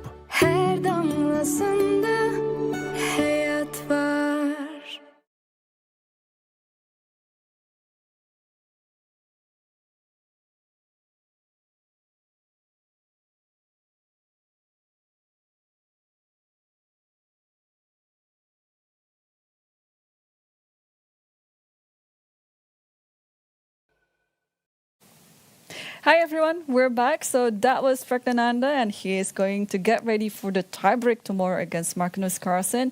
So we're expecting, both Irina and I, expecting that tomorrow will be quite an explosive tiebreak because everything is at stakes. Who is going to be the winner of the World Cup 2023, right? Yeah, that was a great interview you did with Prag. Obviously, you know, the players they don't have as much to share, you know, when they have a day like this. I mean, I guess maybe one question also to ask Prag would have been, you know, after he heard Magnus's interview, did that figure into his preparation for the game that maybe Magnus was going to go for this type of draw? Like, I mean, obviously when he saw knight d4, he knew, but was he already thinking about that even earlier? Would have been interesting to know.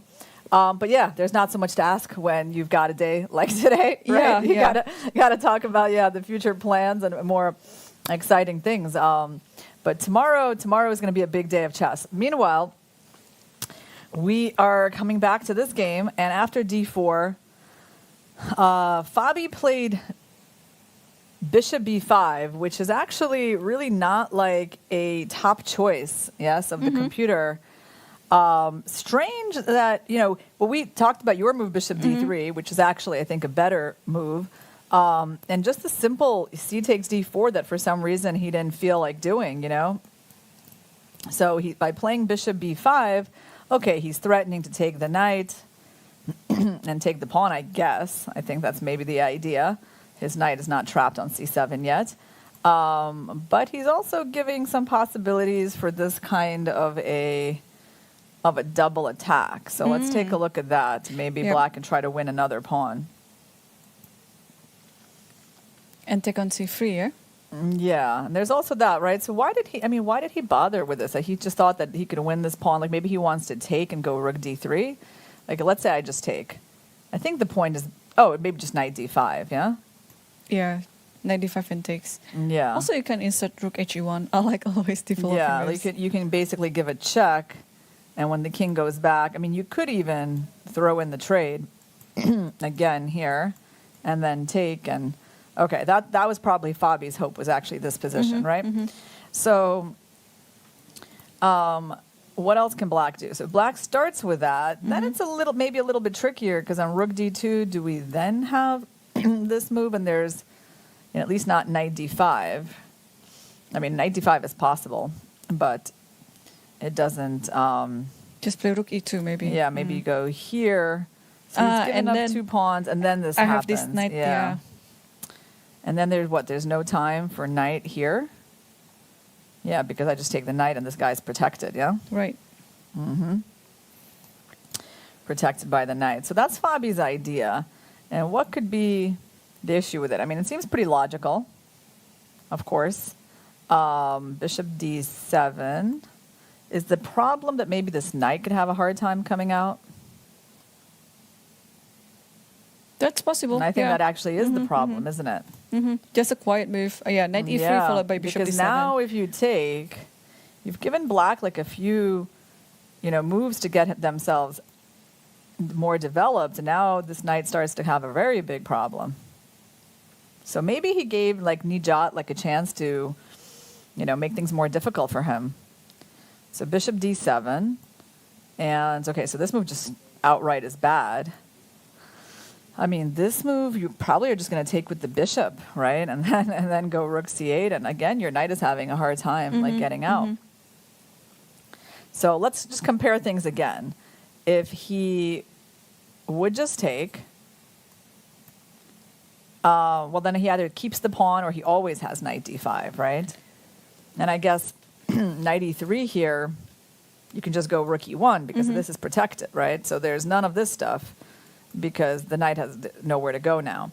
So the minus of his move is that when bishop b5 happens, knight e3, well, you kind of have to worry about knight takes g2, right? So for example, you can't really put your rook here so easily because knight takes g2 is an annoying tempo. Yeah, that's right. You don't have to give another pawn, because you just want to keep as many pawns as possible on the board without giving it up. Yeah, so no, I mean, like knight e3, let's look again. Knight e3, rook d2, and bishop d7. So, I mean, he might have missed something like that. But rook c8 is like a really annoying move. And then he has to rely on some tactical tricks like this. Yep. And rook c8 and takes on e3. And takes on e3. And then he takes is on c7. still... Yeah, if I take, then white's up a piece, yeah? I guess white's Ooh. winning. Yeah, I was thinking of knight after that. After rook d7, there's knight e5, but then knight d5, yeah? Like You here. were thinking knight e5. Yeah, but knight d5. Knight d5, and after king there... You can just... What can you do there's here? rook c7. Only that. Right, I actually don't know if there's any other move, because this is hanging and this is hanging. Yeah. So you actually really need this move. And then you're going to be free to take that pawn once they move their rook away. Mm-hmm. And I guess the knight is not trapped, right? Because, he can sort of come out to e8. Yeah, the knight should be fine. So, okay. After rook takes e3, then pawn takes rook is not possible, so he has to take this knight. And now you can't take because of the discovery.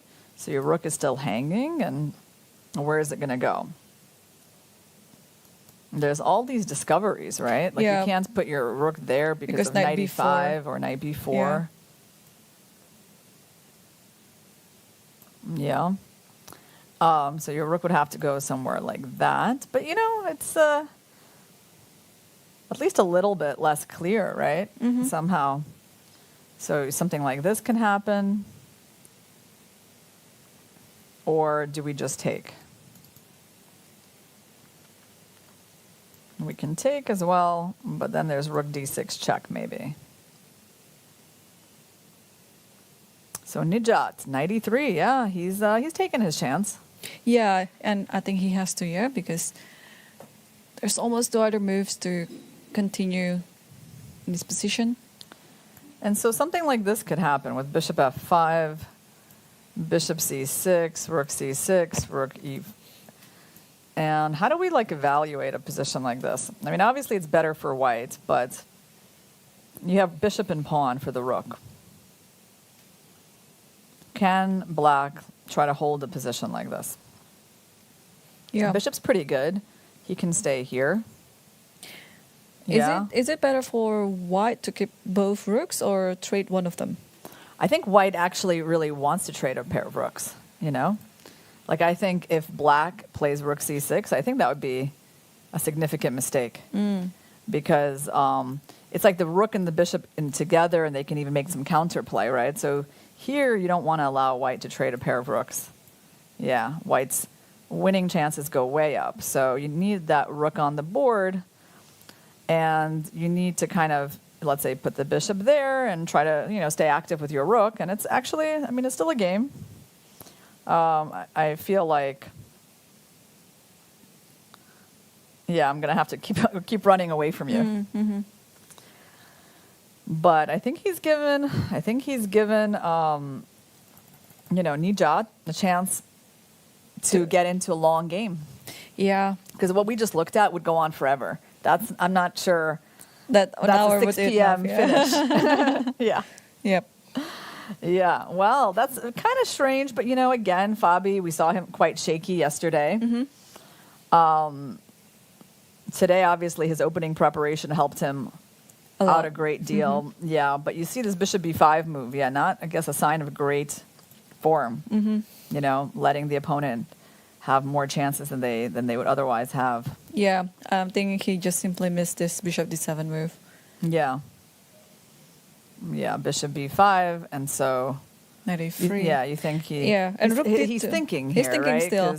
Because that's actually the kind of move that, if you play bishop b5, you want to answer immediately. It's like my rook's under attack, so you kind of want to have an answer for. But what else could he be thinking about? Could he be thinking about bishop c6? But then there's just knight to d1. Or you can just take on c6 as well. But yeah, knight d1 is easier. Yeah, the problem is, if you take on c6, I at least wanted to play rook d4, right? and then I was like, maybe that's what he's thinking about. Yeah. But rook d2 is should rook be the d2 move. needs to be played. And then after bishop d7, that's when, he's going to think again. I think. You know, but maybe even now he already starts to see it and he's like, oh, my knight's about to get trapped. I better have a plan, because if he doesn't have rook e1, then I think he actually would have a big problem. Yeah. He's also probably thinking like, oh, okay, I already missed this bishop d7 once, and I'd better just double check everything so that I don't miss such a move again and in my calculation, because he must be feeling like, yeah, he should be feeling that he's having the advantage right now, but it's kind of like decreasing after this inaccuracy of bishop b5. So yeah, he better just double check everything. Yeah, should we go back and talk about the opening some more, since it was so interesting? Sure. All right. So back to where all the action took place, right here. A little story about this line, bishop f4. Right. So I do find this to be a curious moment, because if Nijat wasn't that well prepared for this move, I find it surprising that he didn't go back into the Sveshnikov, especially as you said that it's part of his repertoire. Yeah. He said lots of games in it. And the other point is, like, if you're playing this line as black to begin with, like, you have to be ready for the Sveshnikov. Like, he must have been preparing for this move and been ready to play it. You see, like, the irony of all of this? It's like you basically had to prepare for this. He was, well, unless he was planning to play this line, but still, he probably, you know, is ready to play that as well. And so then instead, he goes in for, like, the most sort of forcing stuff, despite the fact that, you know, he doesn't have all of that memorized. So I don't know. To me, it's kind of a surprising thing that he didn't just go for d6 here. That would be actually the question I would be asking, you know, in Michael's place to Nijat. And I would be asking why he actually went for this. And not to his repertoire of Sveshnikov, yeah? Yes. Yeah, that's the big one, right? So definitely some things to be clarified here. But he went in for this, which is, you know, by the way, if you look at the games, like let's say recent, most players, they do play bishop b4, like once they reach this position. Yeah, they don't go into that. But, you know, it's not because there's anything wrong with this move. They just kind of go in for the separate line. But if you want to go in for that, then you really have to know everything. And, I mean, it kind of felt that he was uncomfortable here. Right from the beginning, he was taking time. So, yeah, I think it was just a dubious decision to enter this line to begin with. And Fabi had the luxury of just like playing his preparation. He probably was prepared for these moves. And Nijat played queen e7, which was not that good, even though it threatened a checkmate. Yeah. c4, using the queen to guard that. And then again, blocking the queen from getting to a1. And g5, and then Fabi, basically, this is the first point in the game where he really started to think, thought for a while here. And eventually he did play the best line, that is forcing this endgame, where he wins the rook in the corner finally, loses the bishop on d6, and then plays another really good move, f3, limiting the knight from coming to e4. So this was very precise. And then the only kind of inaccuracy, it's coming right here after d4, that he didn't just eliminate that pawn. And he decides that he has time to develop the bishop, but as we saw, you know, these tactical nuances of the knight coming in, and that pawn starting to hang, and this knight potentially getting trapped because it can no longer escape. You know, maybe Nijat will actually make his way to this endgame where he has a bishop and pawn, you know, for the white rook, and we'll try to hold on there. Yeah, so I think the difference between the bishop on b5 and the bishop on d3 is that after the similar line, after bishop d3, bishop d7, knight e3, rook d2, bishop d7, you kind of have like knight b5, yeah? And the knight kind of escaped. Yeah, because you were suggesting this interesting move, right? Like basically with the idea of just putting the rook there and setting up like various checkmate ideas. Also, after knight e3, maybe now rook e1 is possible. Yeah. We looked at it. We actually looked at it. You showed us that line. So rook e1. The other rook maybe. Rook e1. We looked at it, but it wasn't working here. Yeah. So rook d1, that's what I meant. So you don't need to play rook d2 anymore because rook e1 is there. Yeah, and there's no knight takes g2 because of knight e8 and basically setting up that unusual checkmate pattern. And then we just want to take. And so now if you go here, I take... Now e3 is hanging. Yeah, so maybe can you take on g2 just to show? Oh, but there's knight at least d5 I have first. knight d5, right? And then just move the rook away. Or maybe even to g1, yeah? Yeah. Try to win that pawn. Right. So that's actually very nice difference. It is, yeah. But the thing though with this move is like how simple it was. Yeah, it is. That's the thing. You don't really need to go in for lots of complicated calculations when you can just play the most natural move. So it's definitely strange, I think, that he played bishop b5 and now he's like sunk into thought again. And he's actually lower on the clock now than Najat, even though he'd known the opening better. It's not a great sign, It's right? not, yep. No. I mean, he had a huge time advantage at the moment when Najat was already basically in a lost position. Yep. It was like, I think, 25 minutes difference. Yeah. Yeah, but now Fabiano is down on the clock. And yeah, even though we discussed that rook d2 should be the move to play, but apparently Fabi is taking his time to think about the whole line. Yeah, after bishop d7, it's going to be quite a long game, I guess. Yeah, no, I think this game is going to actually take a while because now Abbasov is, up on the clock. He's like back to playing fast, and maybe he realizes that he just got his chance. Right. I think also it is another cue for us to take our second break, Irina. While Fabi just moved rook d2. Okay, so Rook wait d2. for it. Yeah. Let's wait a few minutes because I think maybe we Bishop can d7 actually might get happen quite on the board. quickly. Yeah. Yeah. Bishop d7 is a really natural move. Like, what else could he even do? So, did we look at pawn takes pawn here? Pawn takes pawn. I think we looked at it, and there was just rook e2, right? Yeah. Just rook we e2 and then knight d5. Yeah. And then knight d5, yeah. Yeah. So, and what about bishop f5, for example? Well, bishop f5. Probably we're going to go in for bishop c6. Yeah, would bishop be c6, my guess, b6. because I think that's why we're playing here to take with the bishop. So if you Right. go bishop f5, Bishop then c6. this, And then take on d4, yeah? Yeah, and I guess you can even, you even throw in this one so that you don't lose the pawn before playing rook d4. Because if you take on c3, rook d6. King e7. You have king e7, so rook e2, yeah. Rook e2. So it's Actually, just we a can look double at that. take. Hold on. There's rook b8, Yeah, there's yeah? rook b8, but then I take your bishop. And then you play c2. I can play even maybe rook c2. Take on e3, We yeah? take on e3, yeah. So let's show that line. g4, the idea is I want to take on d4, but I don't want to let that pawn get captured. So I'm going to go g4. And if you take, I just go rook e2. Now you have two pieces hanging. And if you try to threaten me with checkmate, I take the bishop. That is helping set up the checkmate. And if you try to play rook b1, rook b1, then in this position I have plenty of moves, but essentially, like, I'm just going to be up a piece, right? Like after this or that. Although, maybe that's not the most accurate. Why? Do you trap my knight? Or I just lose a lot of pawns, I guess. Yeah. White loses a lot of pawns, so maybe we need to find a more accurate way to do this. Oh yeah, king d2 and then rook c1, right? Yep. And then we hold up a rook. Okay. So that's why bishop f5 is not as good as bishop d7. So there's bishop c6, basically, and pawn takes in g4, and then that pawn gets captured. And then, man, the knight is always escaping this way, yeah? Yeah, there's no way trapping the knight. So, okay. Abbasov needs to find, his best chance here, which is bishop d7.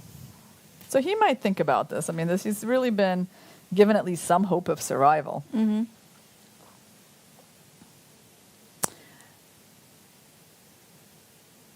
All right. So do you think this is a good moment to take our break?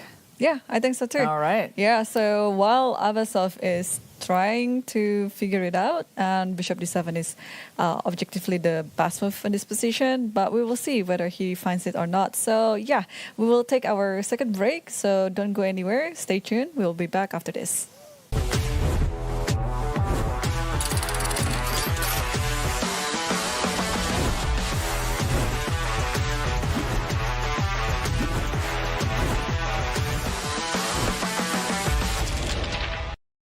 Azərbaycanın təbiətindən, Naxçıvanın torpağından süzülərək gələn təbii suyun sirri, Sirab. Her damlasında hayat var.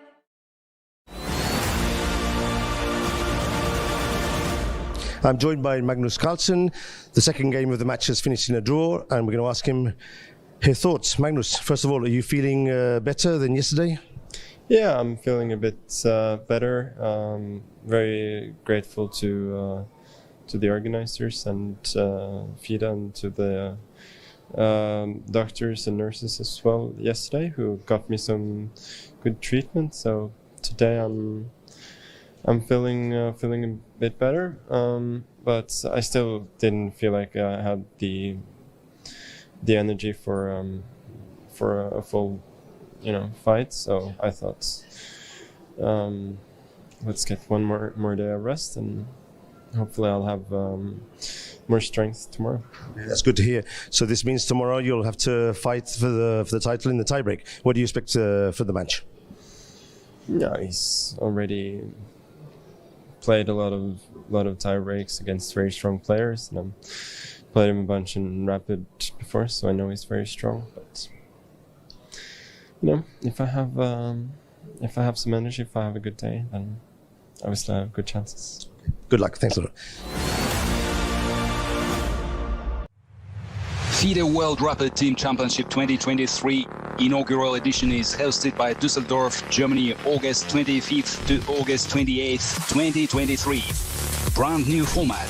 Star lineup featuring world champions Vishwanathan Anand, Vladimir Kramnik, Hu Yifan, Alexandra Kostyuk, world number 5 Jan Nepomniachtchi, world number 8 Wesley So, world number 10 Richard Rapport, and many others.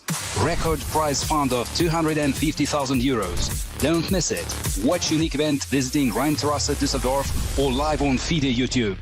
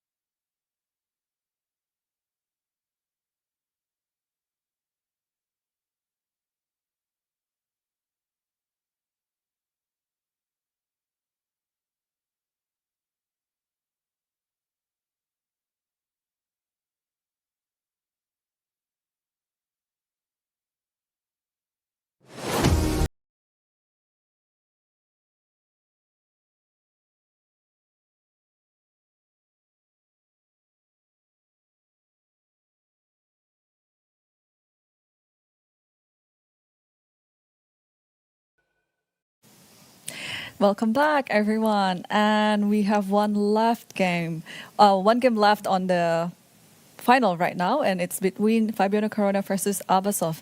And the last position that we left off, it was after the move knight e3 and rook d2. And now, as we discussed beforehand, after knight e3 and rook d2, bishop d7 would be a very good move for black to do, and Abbasov did it. During this forcing line, Fabiano played rook e1. I think we can update it first. There you go. Yeah, he played rook e1 and setting up some tactics on the d file because he wants to capture the knight.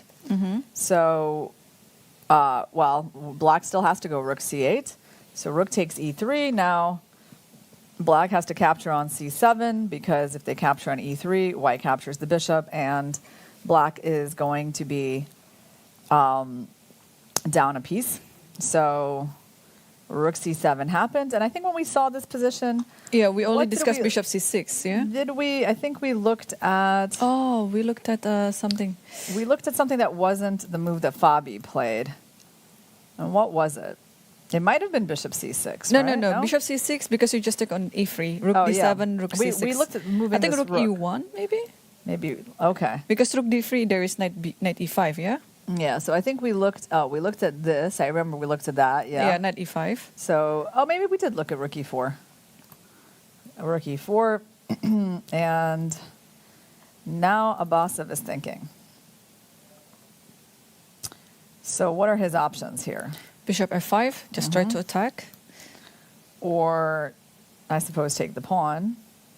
But taking the pawn, I think we always saw the problem was it was a rook check. d6, yeah. Yes. So we actually, we did look at this. This whole line we looked at, it was with rook e4. So if bishop f5, bishop f5, you just take on c6 and then rook e d4. Yes. That was the game. Yeah. That was the line that we already. Yeah. So we're expecting bishop f5, attacking the rook.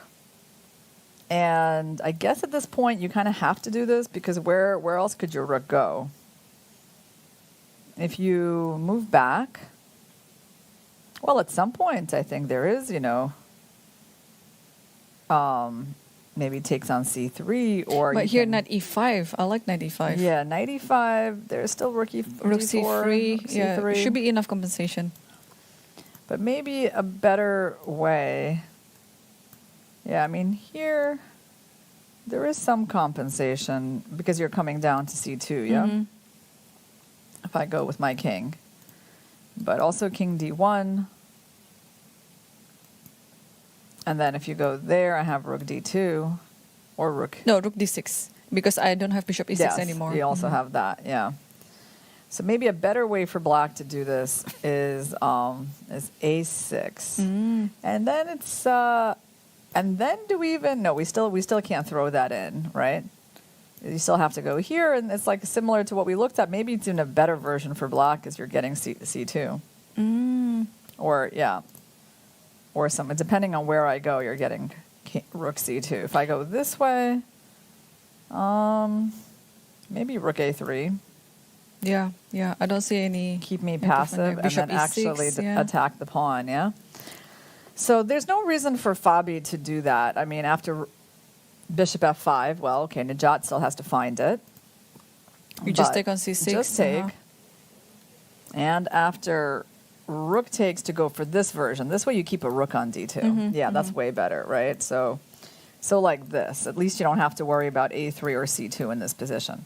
Yeah, but basically what we said about this is that it's very important for black to keep a rook on the board, because the bishop works better in combination with the rook, and if you make the mistake of going back there and allowing a rook trade, white's advantage gets to like a winning level just right away. So you need to do whatever you can to stay in this position with a rook on the board because you need it for counterplay to attack white's pawns. Yep. Maybe there's some